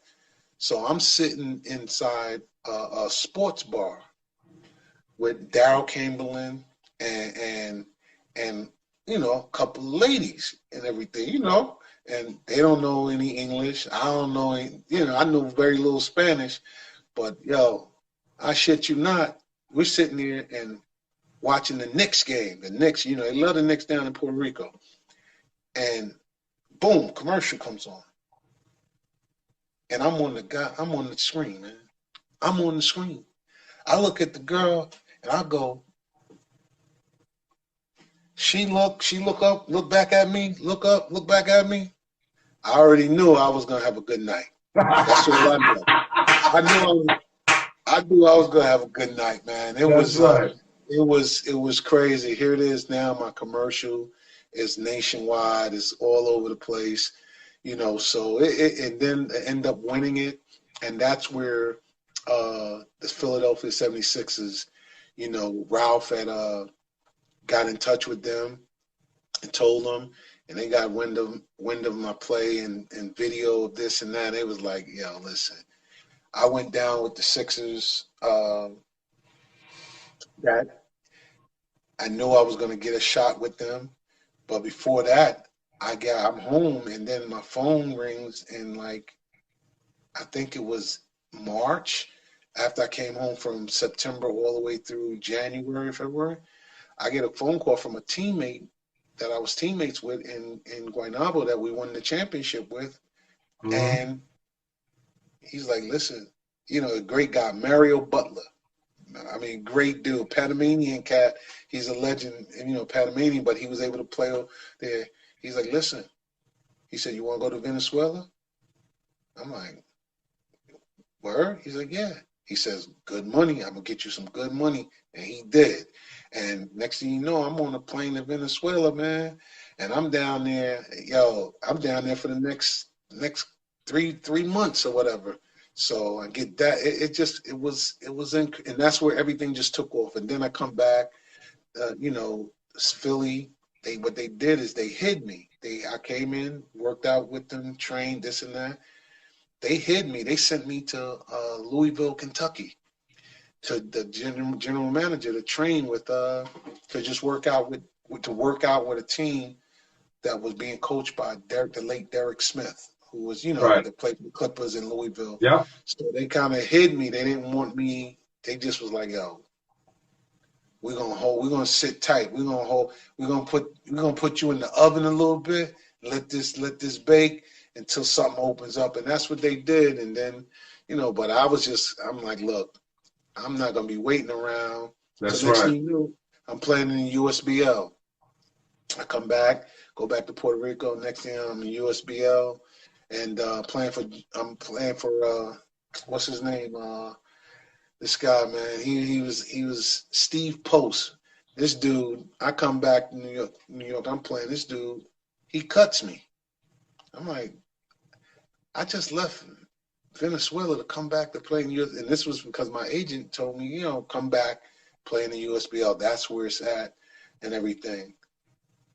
This dude cuts me. I call my agent. I'm like, yo, I got cut. He's like, you got what? They didn't like the fact, they felt that I didn't play hard in tryouts.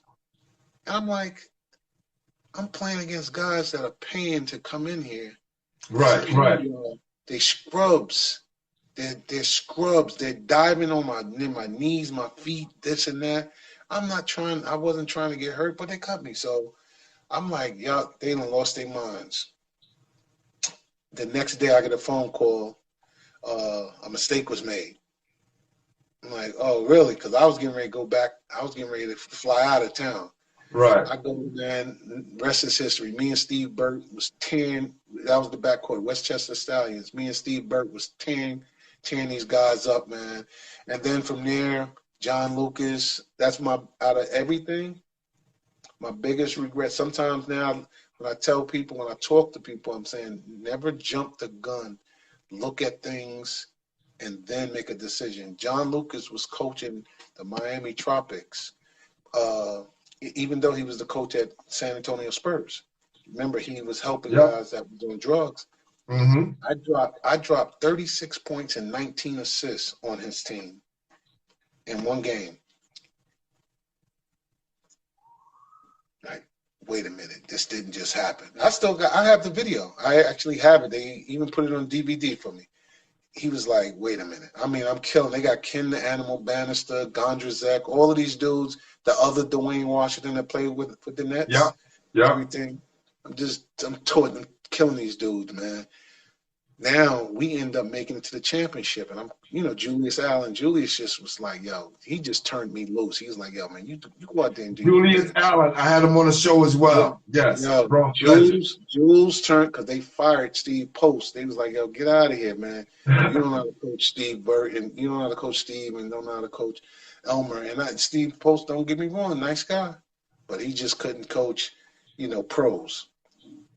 Yo, we end up going to the championship and losing to the Miami Tropics by like 3 points. I make second team all USBL. I got like 24-12 in the championship game, but I'm in the locker room getting dressed, boom, boom, boom, and a couple of their players come in and go, hey, man, I just want to congratulate you.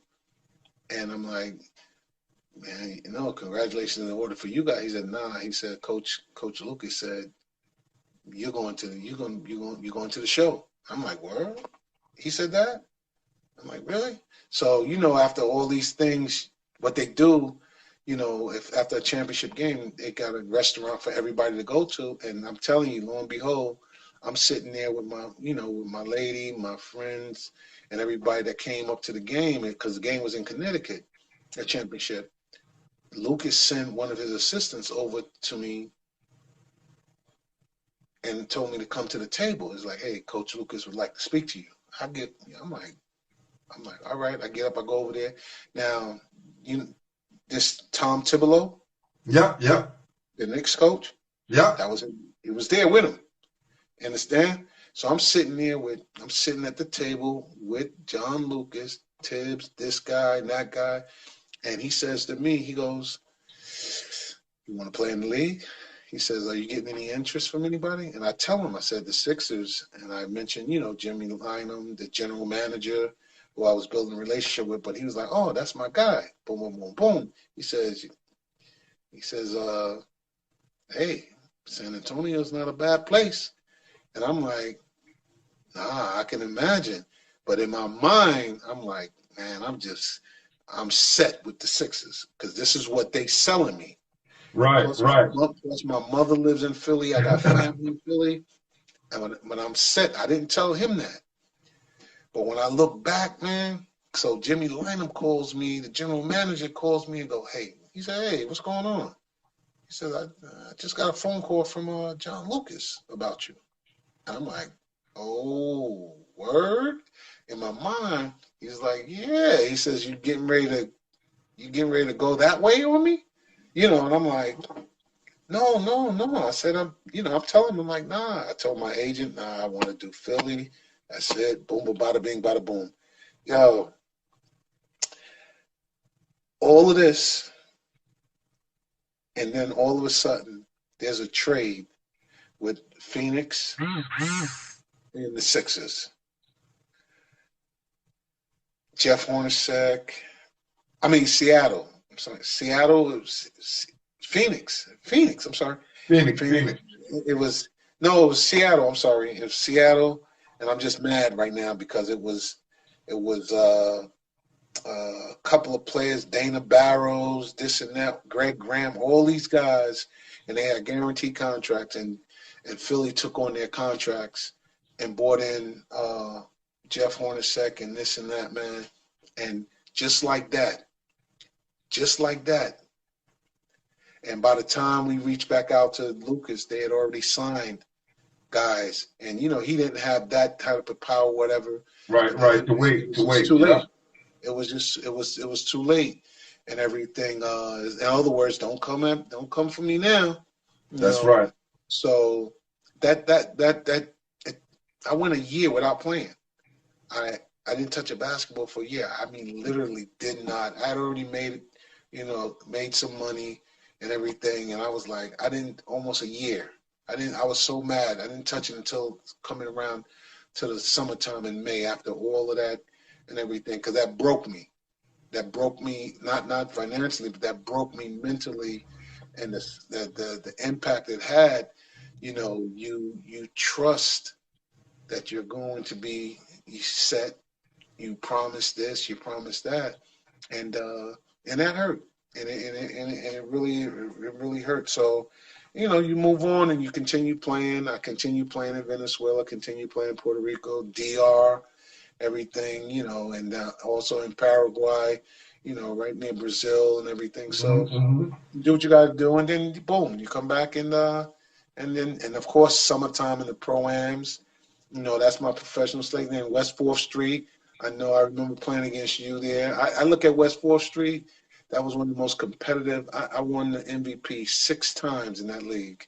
You know, 3 times, I think, in the championship games, 2 in the all-star games, and won the whole league MVP. And then the pro-ams, you know, so I can sit here and talk for days about that, but nobody really want to hear that, but your story's amazing, man. I'm learning some new things myself, brother. Yeah, you know, so my guy Blade 1313 want to know. Ask him how good was Luther Burks, R.I.P. Played against him in Mexico. My mentor down there. He said, "Did you ever play against Luther Burks?" Nah. Okay. Luther All right. Bergson. What years? Where? That's I'm not sure. I just read the message. I tell you, when you asked me something before, I remember. You always remember a player that you played against. Everybody has a player that they played against, and you be like, damn, this dude tough as a mug. He Right, tough. right. I remember one year this guy named Dexter Shouse. He was a cat from like Mississippi. About 6'3", wide shoulders like a football, like a linebacker. But he had handles and was strong, athletic, and everything. I remember him being one of the toughest players I ever played against. But in terms of New York, there's a guy that I just thought, but he wouldn't listen. He was one of these. He was hard headed on the court, and I'm like, man, this dude, he's 6'3", strong, good body, and I'm like, you don't understand. You can hoop, man. You can hoop, but you can't hoop being selfish. People used to think. I used to hear whispers like, "Oh, he's selfish." I'm like, and then somebody be like, "Elmer's not selfish. No. He just gets open." When you see 40 points, first thing you think somebody's selfish. No, I'm shooting 10 for 13 or 10 for 15, making free throws, making threes, this and that. But this kid named Darren Robinson, his brother is Pike. You may have heard Yo, that. he just my man Messiah just said that. Ask him about Pike at West Fork. Yeah, Pike and everything. Pike and I actually have played together, but his brother, Darren was I'm telling you, 6'3", strong, can ball, man. But he just wouldn't. He just thought if he played, he had to take all the shots. He had to do all this. And I'm telling you, he's a guy that was one of the toughest guys I ever played against in terms of just can have a complete package, but he was easy to deal with because he didn't think the game and everything. Yeah. So that's where that's what hurt him. But when he did, like we played together, and I tried, without having to say a lot, but I was like, yo, just come on, let's do it this way. Everything, but he was, he always thought he knew everything, but he shitload of talent, man. I mean, excuse my French. No, that's real. I was talking to Bud the other day, and well, actually, someone told me that Thomas Jefferson shut down, I think, Jordan Riley's the number 2 or 3 player in the state, and they played against them in some tournament. They played against Brentwood, and the other coach told me, yo, Jefferson shut him down and exposed him as a player, and he getting all that hype, supposed to be going to Georgetown. And then I spoke to Bud, and he was like, yeah, he doesn't have what they saying he have. And it's hype. Sometimes these cats got hype, man. Let me tell you something. Austin Rivers, let me tell you something. We went to play in the and that's one of the things that I enjoyed. And, we're going to talk about the coaching. We went and played in the Brandon Jennings Classic. And the thing that I always loved about coaching and, being coaching with Lovelace and in terms of at the high, my thing was, she understood that I knew the game. And she understood that I knew what it took to do things. So I had free reign, and everybody knew that in terms of with our team and everything. And I'll never forget when we was playing against Austin Rivers, I'm like, yo, we got guys better than him. Our kid Malik Nichols, I'm like, Malik's 6'4". I'm like, he's better than Austin Rivers, hands down. It don't take me long. That's no knock on Austin Rivers. No. Trust me. It's that eye test. But I know, and I'm like, yo, we're going to beat them. And we beat them twice in the same year. Each time we beat Austin Rivers, we beat them on TV in the Brandon Jennings, and we beat them in the Dick Sporting Goods Nike event down in Georgetown Prep. But my thing was with coaching, man, And I told, I told Ruth, I said, listen, we have to do A, B, C, and D. And you make sure you tell Bud, I said, I appreciate, Bud said something, and I appreciate it, and I always remembered it. Bud, he said it in the paper. He goes, listen, he said, I'm done with all these transfers and all this stuff. He said, I'm going to do what Ruth and Elmer are doing. I'm building through JV. That's And right. that's when Jefferson started turning around. But Bud said, I read it, and he'll tell you he said, and that's how I felt. I said, listen, Ruth, let's build a JV. We're gonna build this JV program. I'm gonna do this. We're gonna get players. We're gonna if it's like that movie, Field of Its Own or whatever. Build the dreams. Build the dreams. If you build it, they'll come. They'll come. Yeah. And one of the things, those things started happening, and then I was like, we got to get this scheduling. We got to. I looked at Tiny. I'm like, I'm seeing Lincoln always going away, and they got this guy, that guy, and I'm like, I got enough connects to. And next thing you know, brother, we traveling nationally. We playing against Julius Randle. We beating Julius Randle and them in the Beach Ball Classic. We going to Virginia. We knocking off the #1 teams in Virginia. We traveling. We doing all this, but we're doing it. We built it from within. And of course, it don't hurt to have 1 or 2 transfers that are pretty doggone good, that can fall in line with what we're building. And that was one of the things. Like I remember, Pat Jackson, when we heard that he may want to come, but he was like, he's going to want to take like 20 shots a game. Well, we're like, well, if he's thinking about transferring, we can't get involved with that. But that's right. Maybe somebody should let him know you ain't getting 20 shots designated to you per game at the high. You're going to get whatever you get within our offense, and everybody eats. We're not just going to feed one person. But that was just something. So when we look back, we never had anything to do with trying to entice or encourage kids to transfer.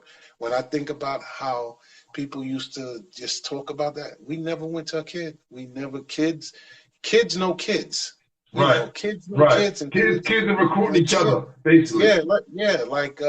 I remember, Zamal Nixon. Zamal Nixon didn't have not a school or anything. Zamal rode the bench almost 3 years as a Zavarian.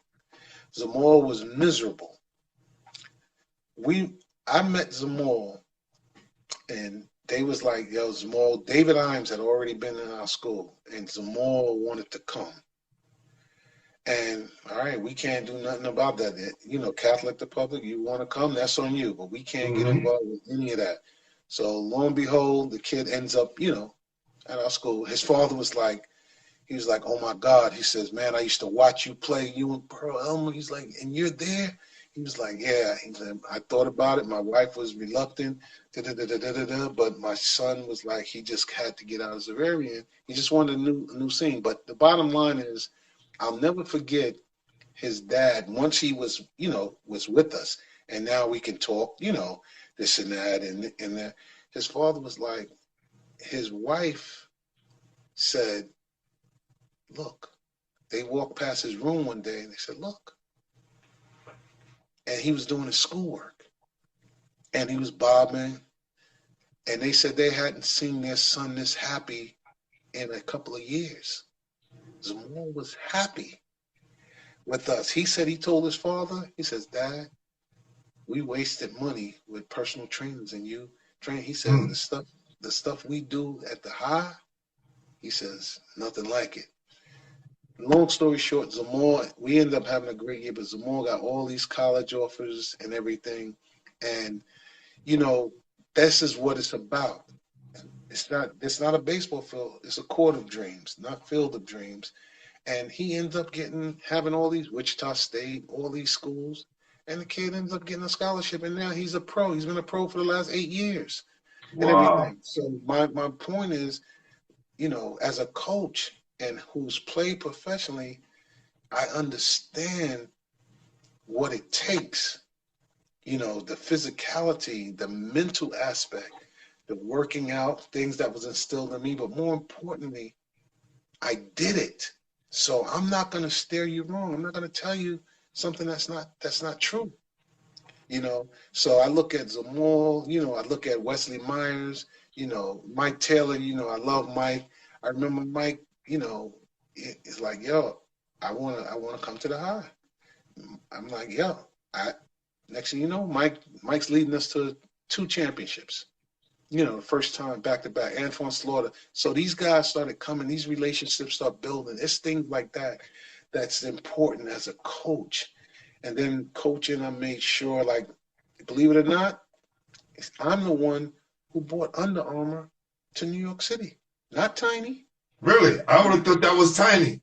Nah, no, it was me. I'm the one who got Under Armour here in terms of, and then Tiny was in the works with I don't need to say his name and everything. The person who runs that department used to run that department, but my guy, and next thing you know, it's us, and then it's Lincoln, then it's Jefferson and everything. But I'm initially the one from, hey, listen, my Bonaventure Connect, baby. That's what I'm saying. My Bonaventure Connect, Definitely. my Bonaventure Connect was just happened to have a relationship with someone from Under Armour that was a big wig, and he got wind that they're looking to go into the high school basketball piece, and he recommended me. He set it up. The Under Armour people came, and I'm gonna say me. And I talked to him, took him around. You know, Ruth has her ways in terms of, like, she can be shy and stuff like that. And she'll tell you in a minute. Because Coach, we like, just getting on after season 2. I spoke to her the other day. Yeah. She'll say, you know, it'd be like, nah, Coach, you go ahead, because you know what you're gonna know what to say and everything. So what happened is we sealed the deal. The deal was sealed. Next thing you know, and the rest was history with that until until they saw her wear a pair of Nikes in one game and everything. And dun dun dun dun dun dun dun. She wore a pair of Nikes. Yeah, but it wasn't intent. You know, I know, because that happened. Jay-Z. That was Jay-Z when he had the Reebok deal. Yeah, but she loved, you know, that's her thing. She loved Nike. She loved her Jordans, and I think it was just a slip. It was just a slip, but what happened is, that's fine. But what happened is, one of the reps came to the game, just happened to be in New York doing a deal with something else, and was like, oh, y'all got a game, I'm gonna pop in. And I wasn't paying attention to it. She didn't pay attention to it. And all I know, he was livid. He had me standing outside in the rain with him. King Ross said, fucked up my summer internship, man. Who said that? King Ra. Ra. Oh, King Ra. Hey, Ra knows the deal. Ra was right there, so he understood, you know, how, I mean, listen, we had, you know, I told a college coach one time about our deal, and he was like, man, y'all got a better deal than college. Y'all deal is better than ours. He said, that don't make no sense. I mean, we gave the kids, and we took care of the kids. You know, here's this, here's that, here's this, but make sure y'all take care of this. And then the kids start taking care of what they have to. They was taking care of what they have to do anyway, because they knew. And then our kids going to college.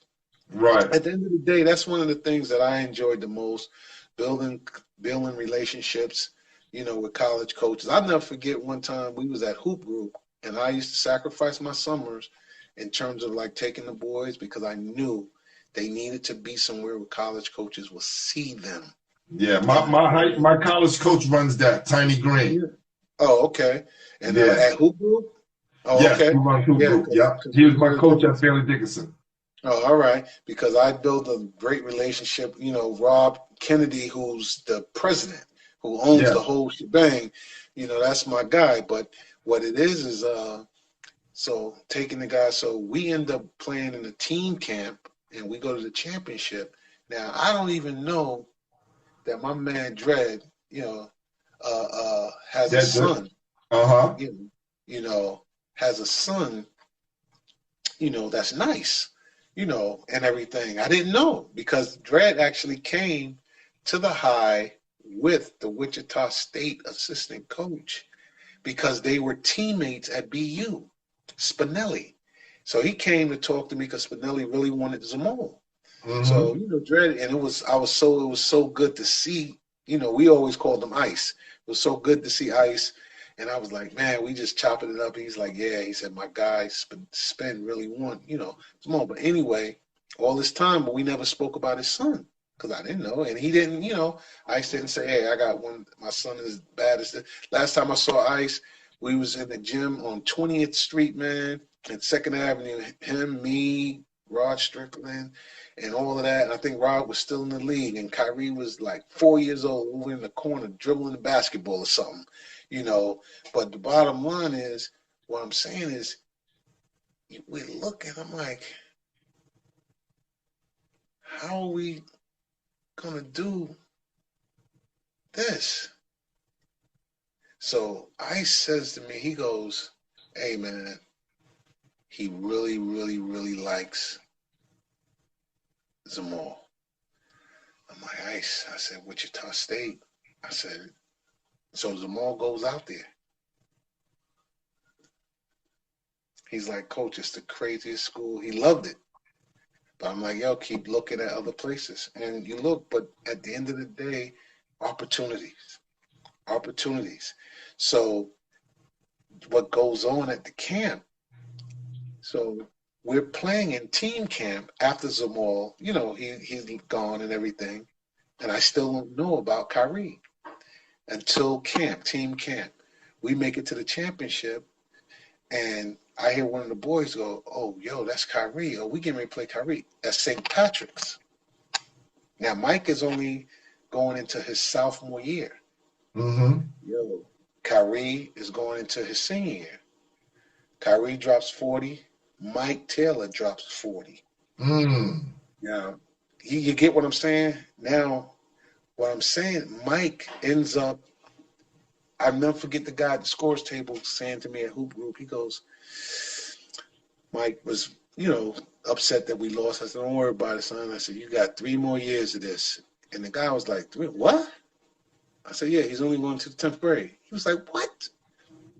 And that, right, Mike ended up, when we got back to school, Mike was ranked as the number 7th in his class, number 7th shooting guard, and number 27th overall player in the country. Mike was on his way. And the thing is, I love Mike to death because Mike was Taylor was the type of kid that never would walk around bragging. He would work just as hard as the next person, and they all got along. That team, and we went with, because I coached him with JB. He only stayed for 1 year.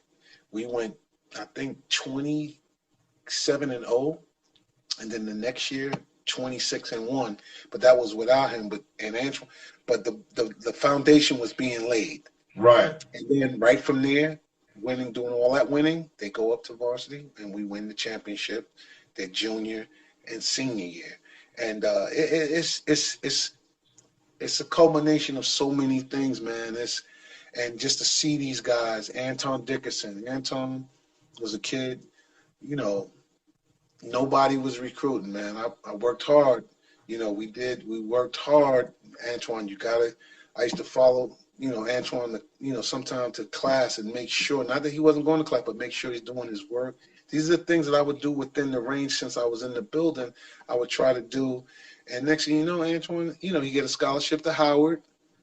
Yeah, and I've seen you guys, all of you guys go to the Garden to go support him. I saw you, we said what's up that day.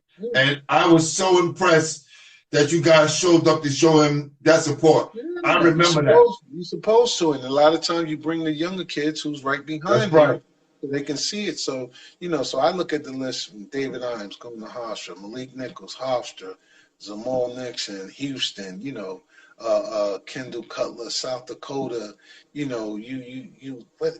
all these schools, Kyrie Sutton, Binghamton, It's like Wesley Myers from I forget one of the schools, Niagara, and Yes. then he ends up playing at South Carolina, and then you got Tavon Myers, West Virginia.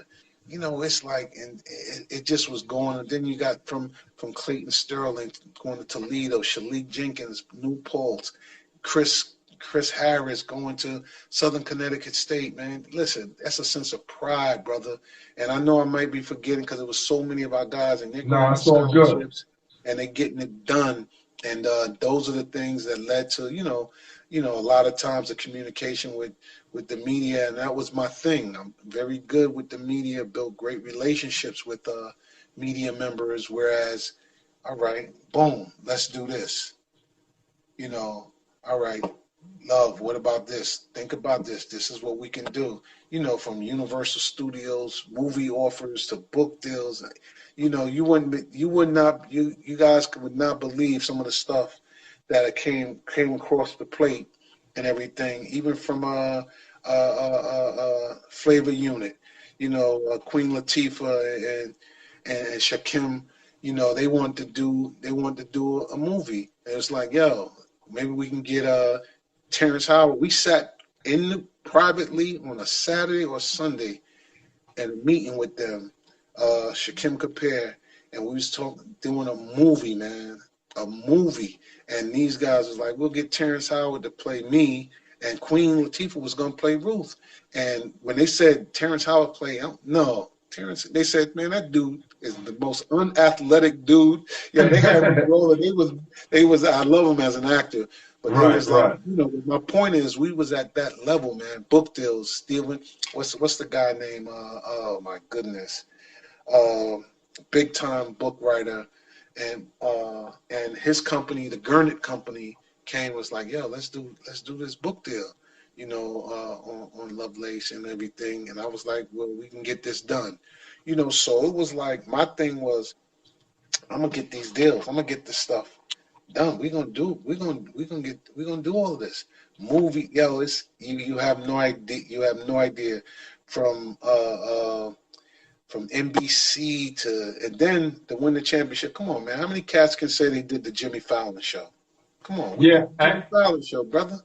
With all of this going on, all the success, you come back to your alma mater and things are happening. What made you move on and go to Brooklyn Tech? Well, what happened is, after a while, it's like any place. Sometimes you just feel like, and it was a new principal came in, and then after we won the state championship, I was already like taking steps back. I already won a couple of borough championships and division championships. We won the state with truck, and you sometimes it's like, I shouldn't say you see the writing on the wall, but you see where you just need to take a step back. And that was the whole thing. A lot of times, people will make up whatever they want to make up to say why somebody left. No, they thought I was nuts. I walked away on my own. I chose not to want to coach anymore with the varsity team and just concentrate one more year on the JV. So this transition to Brooklyn Tech, and it was smooth as can be. And I'm so proud because this year my Tech team, my schedule, my JV boys, all I did was schedule games against AA teams aside from our regular schedule. And we ended up the last 2 years winning the division championship for the first time in over 25 some years. Wow. And everything. And I have, and my players are from various nationalities. Yeah, So I got like the Baskin Robbins of flavors of players, but I get to select. My tryouts be almost 200 kids, and I got to get it down, and I end up keeping 20, or 21. And my partner, my assistant coach, Coach Harris, would be like, man, you crazy. How you can keep all these guys? I'm like, listen, these kids, we won't have to worry about with certain things. And it's the academics, the whole shebang. And then at Tech, there's a different allure in terms of doing things. And I enjoyed it. Now, don't get me wrong. I love being at the high. I enjoyed helping Ruth build something that wasn't there before I got there. Yeah, she was there, but it wasn't what we went to the championship 5 times in 6 years. Prior to that, and 7 times in 9 years, we went to the Final Four.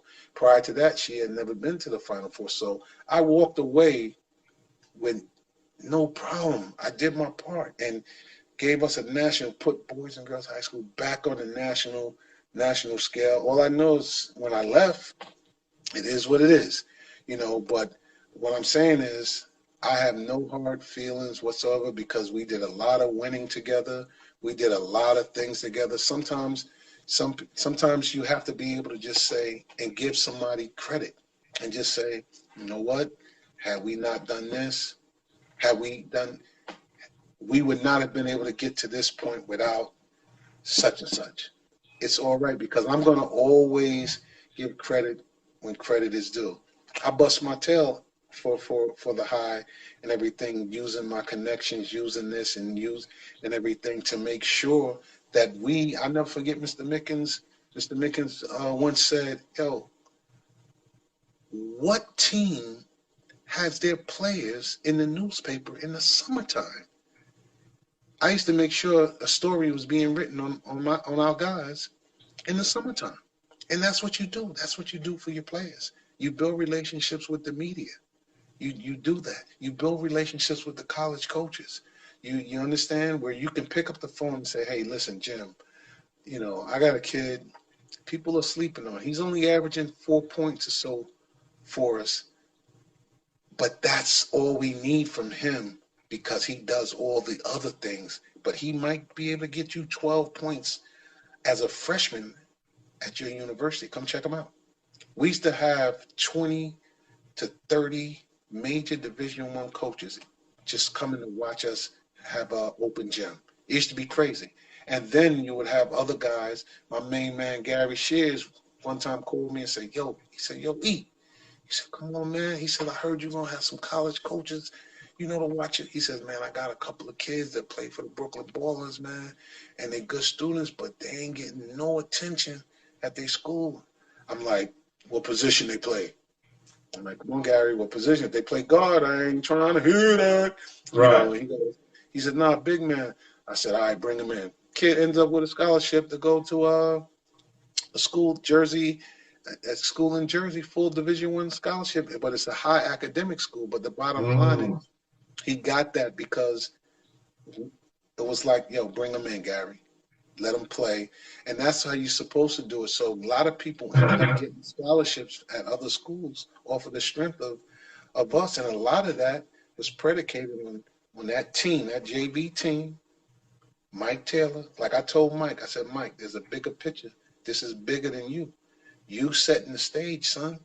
I said, you're gonna get your scholarship. But you, good players, always make sure that everybody else get a chance to eat. And that's when I flip it back to like Pearl. When I told that story with Pearl, refused. I'm busting these guys up. We at camp at 5-star. You got Reggie, we got legends, Reggie Williams, Kenny Smith, Mark Jackson, Tyrone Bogues is my teammate. Muggsy Bogues. You got all these dudes, and I'm giving them the wiki bobo. And then I don't make the all-star team. I got up when they announced the all-star team. I got up and went back to my cabin, and I literally was like crying because I'm like, I just destroyed and lost to Willie Glass, in the one-on-one tournament in 5-star. So I was the best one-on-one in terms of just, but bottom line is Pearl was like, wait a minute. I said, you know, I'm in the room. Somebody comes in the cabin. And he goes, hey, man, he says, I want you to play in my place. I'm like, what do you mean? Pearl gave up his all-star jersey. He says, I'm not playing. I said, yo, they're going to be mad at you. He was like, I don't care. They can be mad all they want. And that's how much power Pearl had. He was like, yo, first of all, I didn't get a chance to ask that question. Yeah. You know what I'm saying? But that was one of the questions I was going to ask is, besides the obvious, what made Pearl so special? and you just hit it right in the head. Yeah, man. You It's just like, hit it right in the head. How did you do that game? oh, I did very well. I mean, I ended up, I mean, I did great we ended up going to the championship at Five Star. I'm talking Dwayne Farrell. I'm talking Tommy Amick. I'm talking all these great players, busting them down. Me and Muggsy giving cats the business, man. And that All-Star game, I had maybe like 12 points. I played well. And then ended up with extra scholarships. But that's why, I respect Pearl so much, because he's always been a selfless guy. He was always very selfless and everything. He can get his whenever he wanted. But when he saw that the way, he was like, hold on. And that's why I became the way I am with players, letting them see they can get the truth from me. I can tell them how this thing works. And then I can talk to these organizations and go, wait a minute, if you're not going to honestly give my kid an opportunity, or if you already have this predetermined, then there's no need for me to bring him or us to be a part of this. We need to be where it's fair. Give the kids a fair shot. And then I'll say I've been down that circle and everything. And I learned that from the pro level to there. So it was easy for me now to tell a kid and look a parent in the eye. I've had parents tell me, hey, man, I want to thank you. And I'm saying to me, I'm not saying they didn't say, I don't know what they said to Ruth and everything, but I know to me, they was like, man, you saved my marriage. I'm like, what do you mean? He said, man, you worked and my son got a scholarship. Me and my wife was butting heads wondering, how are we going to pay for this boy to go to school? You know what I mean? He says, so I look back and I think about all those scholarships, man. It costs, you look at about $70,000 to $100 and some thousand. Way more than that, Elmer. No, I'm just using them. And what I'm saying, you add up like 20, 30 kids, do the math on that. 150,000 times 30. And that is the type of stuff that we took that type of stress off of a family, because a kid did what they had to do, and they accentuated all of this through their talents, and they got scholarships, and relationships were saved, man. Relationships were saved unbeknownst to that kid and to us, until those parents or one of them come and say, I just want to thank you. I just want to thank you. So somebody else wanted to say something to you. I mean to cut you off. Yeah, We're kind of running on time right now. Rayford Alston said, what's up, Elmer? I never got a chance to see you play. He said, but I heard so much about you, brother. Well, you tell Skip to my Lou. You tell Rayford, I appreciate that, and his game has always been appreciated by me, and he epitomizes someone who took advantage of an opportunity and was hell-bent on making sure that everyone identified and understood that he can play the game both ways. He can play it to entertain. He can play it to entertain and be competitive, and more importantly, play competitive, and make a damn good living doing it and everything. So tell Rafe, I definitely admired him, from afar, and we never bumped heads in terms of on the court, but it is what it is, man. I look at the talent that's in New York City. I remember just when you mentioned Pro-Am, it's like the team. Here it is. I'm just throwing myself, Anthony Mason, Mark Jackson, Jamal Mashburn, Mario Ellie, Ralph Dalton, Gene Smith, who I used to give the business to. Pearl told me, I'm just saying that, but obviously it just rubbed off where, That's right. Gene's a great guy and everything, but the talent level in New York City, and some guys make it, some guys don't, but you may not make it to do what everybody else deems as made, but you make it because you're having an impact on other lives. And that's the most important thing, and that's one of the reasons why I started with doing my I Got You youth basketball. Next question, that's right. Yeah. So that That you got a question, or you want me to, just Nah, keep? I just want you to keep elaborating. Yeah. This is good. Yeah. So I got you. My whole thing was like, I wanted a league, a solid league, uh, and a place where I grew up at, where kids can come and perform. And then I started getting support, from the Nets, from Models. I give away player of the games. I'm one of the first that really started doing player of the games, giving away stuff, giving away certificates and all of these things, because a lot of cats wasn't doing that. My uniforms, I modeled it after the NBA, but more importantly, I modeled it after playing abroad. When you play away, they put any sponsors, they put the logos on the uniform all over and That's everything. right. I remember one time I had the uniform. As a matter of fact, let me just say this real quick. I had the uniform. The uniforms made, and I made sure I put Applebee's on this across the butt, of the shorts and everything. Right. Now that's cool to us, cool. Do it this place, do it this across the But the butt. Applebee's. But Applebee's. So I remember sending it to the bigwig, and everything, and letting him see it. And he was like, Elmer, what the hell is this? He says, "You're shitting on us. You put our name on the butt part." I was like, "Listen," Right. I said, "That's the style." I said, the shirts are tucked in, so as the kids are running past, you're gonna always see.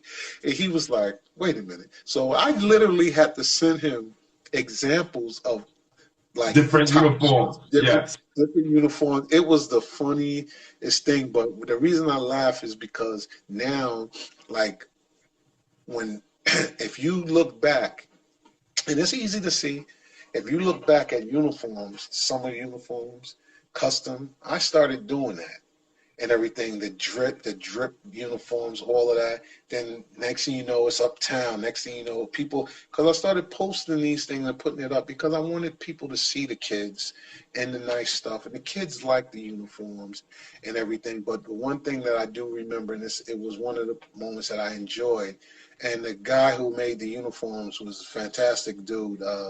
His company, Idelic, they were very good. They were very good to us, and the uniforms. That's when Pearl had passed, and I remember calling Pearl's son. See, I didn't have to call the sister and this and that. I'm calling his son, who has his name and everything. I didn't have to call Beaver. I'm calling the son and everything. And I asked him. I said, "Would you mind if I put Pearl's name on the back of my summer league uniforms in his honor?" Because my league was already successful and everything. And he said yes. So I actually put, that was my honor. I put Pearl 31 on the back shoulder of every single uniform. And the kids loved it. And I used to remember saying on the mic, now, if you guys don't know who that is, you need to just Google it and then you'll see. Yeah. And I remember kids coming back the following weekend and going, "Oh my God, my father had me watching it. Pearl was bad." And then they'll go, "Where is he?" And then, I'm like, "Oh, then you didn't read everything." And then some of them didn't know that he had passed away and everything. So but the bottom line is, what I'm saying is, these kids, it's about us informing them in a way that's engaging to them without like pounding them in the head.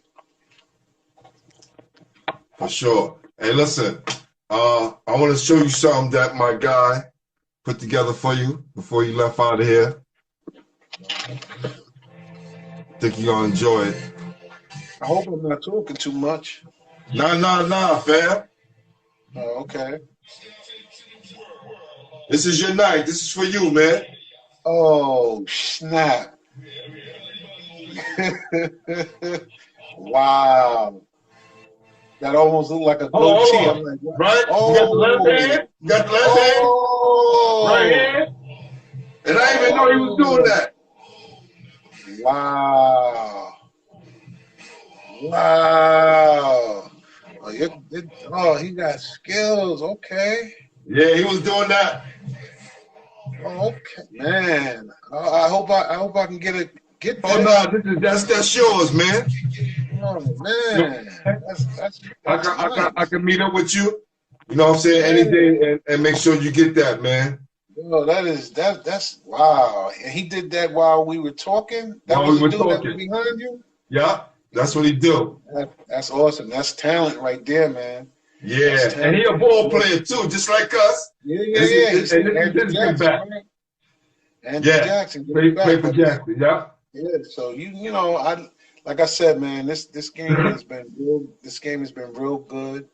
You know, to me, I look at, you know, I think about the awards and little stuff that you get. You know, the citations and the proclamations. You know, those things you get.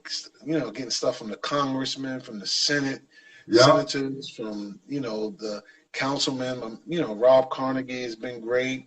You know, Eric He'll be on Adams. soon too. Yeah. Yeah. You know, so it's about building relationships, and a lot of times I don't go in detail with my kids at at Tech and everything, because I've always, it's a different element. Like if they want to find out, they'll find out. But see, like at the high, the kids' fathers or whatever, Can't because hide they're it.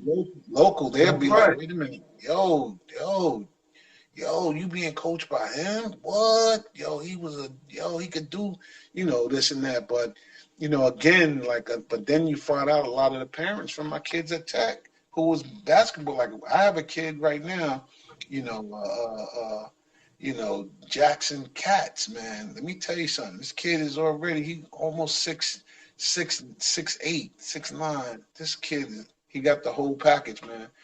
Ball handle, shooting pass. He's a high D1, major D1 player and everything. And it's unfortunate that this was going to be his junior year, and he was going to be he didn't get a chance to get seen because of unfortunately because of the pandemic, which is Right. hit a lot of people. Hey, listen, man, this pandemic has hit a lot of people in many different ways. I look back, man, and I just think, you know, uh, this has been a rough, as great as my season was with my boys, to be in the Elite Eight and us losing the South Shore at South Shore, and then the next day, school closed down. We didn't get a chance to do anything. Then lives being lost, and then, man, when I'm like looking forward to school, and then my own personal issue comes in, my own health, where I get diagnosed with cancer, man. And, Wow. it rocked me. It really rocked me and everything. So, a lot of these things I look back on, and I realize, that things have been good for me and for many, and then you get hit with, a dose of something like, yo, listen, this is what it is. So as all the talking I tell them about, fighting and being tough and being disciplined and focused, now it's like, dag, it's in my corner now. It's like, what am I gonna do? Am I gonna, cry about this and mope and whine? So now I need a strong support team, the same way I supported them and supported their families and just the student body alone. So here it is, this cancer stuff. It's the mental part that that I have to deal with. That's real heavy, and my acceptance of this, it's taking some time. It's taken some time because I've always been one who've always taken care of myself. And then, after following the rules and doing everything the right way all the time, this and that, eating right, this and that, I stopped doing that. And then, this thing caught up and it got me. So, I got some work to do. I got some work to do, but things like this gives me an outlet, speaking on your wonderful show. It gives me an outlet to just think about some of the wonderful things that I've been a part of and some of the amazing contributions that the kids overall have made in my life. Like even with the basketball league in the summertime, springtime, and then coaching, and then, you know, getting a chance to reminisce and talk about some of the things that I've done. You know, I'm gonna beat this. I'm gonna Oh, beat for this sure. cancer. And I'm gonna call you. I'm gonna call you after this and give you a plug to some things. All right, and you can check out on your own. Because But my brother, we're gonna support you through this, and we're gonna yeah, walk with you. All right, for sure. and, you know, and again, I didn't mean to even. I didn't. I'm surprised I even mentioned it, brought it up again. I shared it before, but I just. It just makes me reflect and just, you know, realize how important it is to be supportive, be supported, you know, while enduring this. So, you know, I've changed my whole. I'm up working out. You know, before work starts, I'm up at 6 in the morning working out. I've already shed 29 pounds and Mm. everything, and you know, it's still work in progress. Changed my eating habits, and you know, no late night eating, and you know, it's just it almost, you know, I shouldn't have had to get to this point to continue to take care of myself the proper way. But this is certainly something, you know, that is going to make me continue taking care of myself and others around me the proper way from here on out and during this battle, man. So I just want to say thank you. I look at, you know, like I said, the kids going to college, to them having their own family, to players, you know, speaking about you, me in church, you know, saying thank you to, it's like, you know, it's love, man. And at Brooklyn Tech, nothing but love there. And I know, you know, Boys and Girls High School is always going to have love for me. I don't care what anybody try to say. You can't dismiss the Nah, impact that I had on that program that's and right. everything. And the kids, let the kids tell it. The kids will tell you, you know, what the deal is. But again, you know, I love everybody over there, you know, always have, and I always will, and I'm gonna always bleed the red and black, which is red, black, and white, which is our colors. And I thank Coach Brown. I thank Mr. Mickens. I thank, you know, even, you know, my other colleagues, everybody, and man, more importantly, man, I just thank these players and all of that stuff, man, because they keep us young and they keep us on our toes and everything, and it makes you just realize that you know, I have a lot to live for, and I'm gonna continue. And thank you for definitely having me. Oh If you man, have any don't more worry about that. questions, Make if you sure have your any, players come on and they watch this so they can know their coach a little bit better. yeah, Because let me tell you something. You got Brian Capers, your former classmate from the highs on here. You got okay, Ross Strickland said what's up. Ray yeah, Foster said what's up. yeah, right, Joe Green. Everybody's right. showing you love, fam. No, that's what's up. Tell Rod, I still got a cool picture of him and I when we was at the NBA was doing the pre-draft thing, and it was real good. I'm a hold that. I might put that picture up. It's just him and I just kicking it, just talking and everything. Yeah, Rod is good people, man. We always had a good relationship. Him and Dredd and everything, and let's just go from there, man. Let's just go from Appreciate there. you. And I continue success with you know, basketball heads and the things that you do, and I hope I answered some questions. I hope I didn't talk too much, but I guess I was just, you know, giving. Brother, I this is usually your time. I usually envelope a lot, you know, because I was never one to, you know, always hang out with the whole clique. Not that there was anything wrong with that, but I was always, you know, as an only child, you tend to be a loner.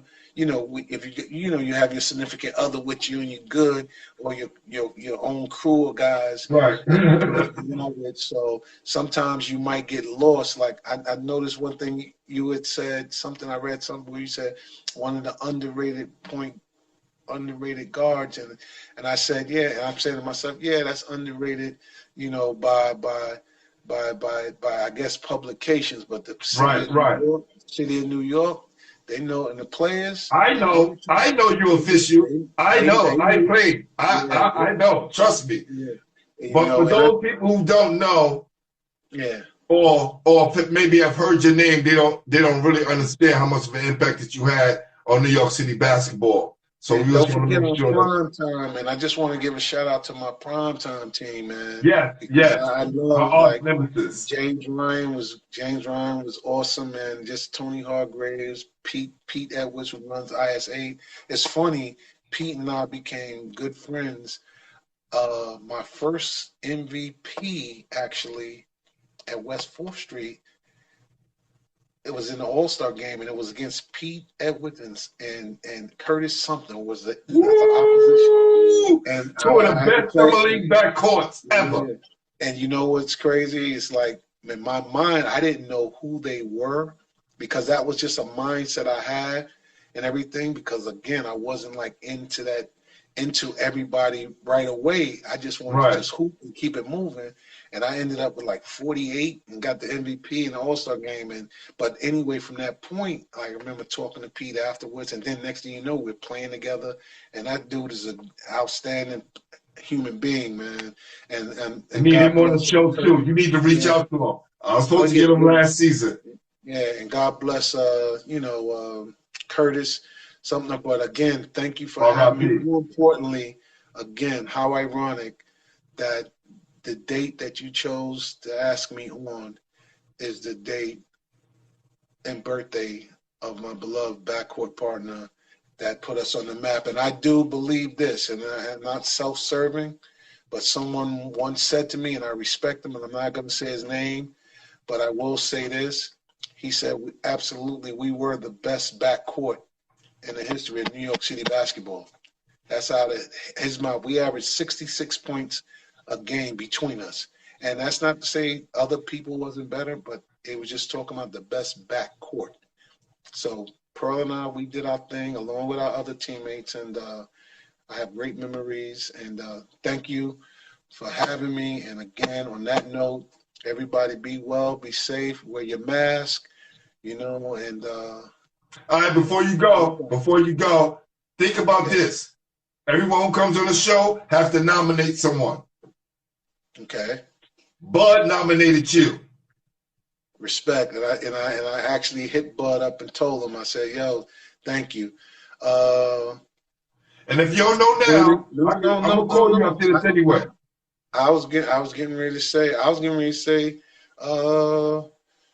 Vernon Moore, Pete Edwards, but you said you already tried. I need both of them. We were supposed to do Pete Edwards last season. I tell you what, they'll do it because they hear me nominated. I'm nominating 3 guys right now. Gotcha. Pete Edwards, Vernon Moore, and Dwayne Johnson, DJ. DJ, one of the best small forwards I've ever played with. And Tony Hargraves. Tony Hargraves, man. Oh yeah, for sure. Tony, my guy. Definitely those cats right there, man. It's and I know I might be forgetting somebody. And Whoever, Elmer, whoever you say, you hit me up your pool, get them on your show. It's to go. That's what it's about. It's about blessing other people's success and putting them on your platform and each of them will be have a good story and good information for you. I mean, with DJ, being All-American, then you got Pete, his grind from being a top player at Division II, then going on run IS8, going on be commissioner, Department of Housing to retire, all that. Vernon, Creighton, playing for Willis Reed. Man, I can go on. Hargraves at Iona. It can get real filthy with all the names that I can actually throw out. And hey, listen, brother, I'm ready for it because we are the official home for New York City basketball. So you bring it on, fam. All right. Blessings. Yeah. And look, Elmer, I'm going to call you right after this too. All right. Let's. My voice is gone. I'll hit you up tomorrow. I'll hit you tomorrow. Yeah, But I definitely want. I'm gonna text you the information, and then we'll talk more tomorrow. Okay. You got it. And I hope Appreciate this was you. live, right? I hope everybody enjoyed it. And Yeah. Didn't find me boring. Now let me go do some push-ups and sit-ups. I'm up to 7 push-ups. Just joking. All right. All right, Peace. Elmer. Peace, All brother. right. All right. Later. All right. Elmer Anderson. What a great story. We got to keep supporting our brothers and our sisters and be there for them, because that's what we represent. Basketball Heads Live, the official home for New York City basketball. Peace.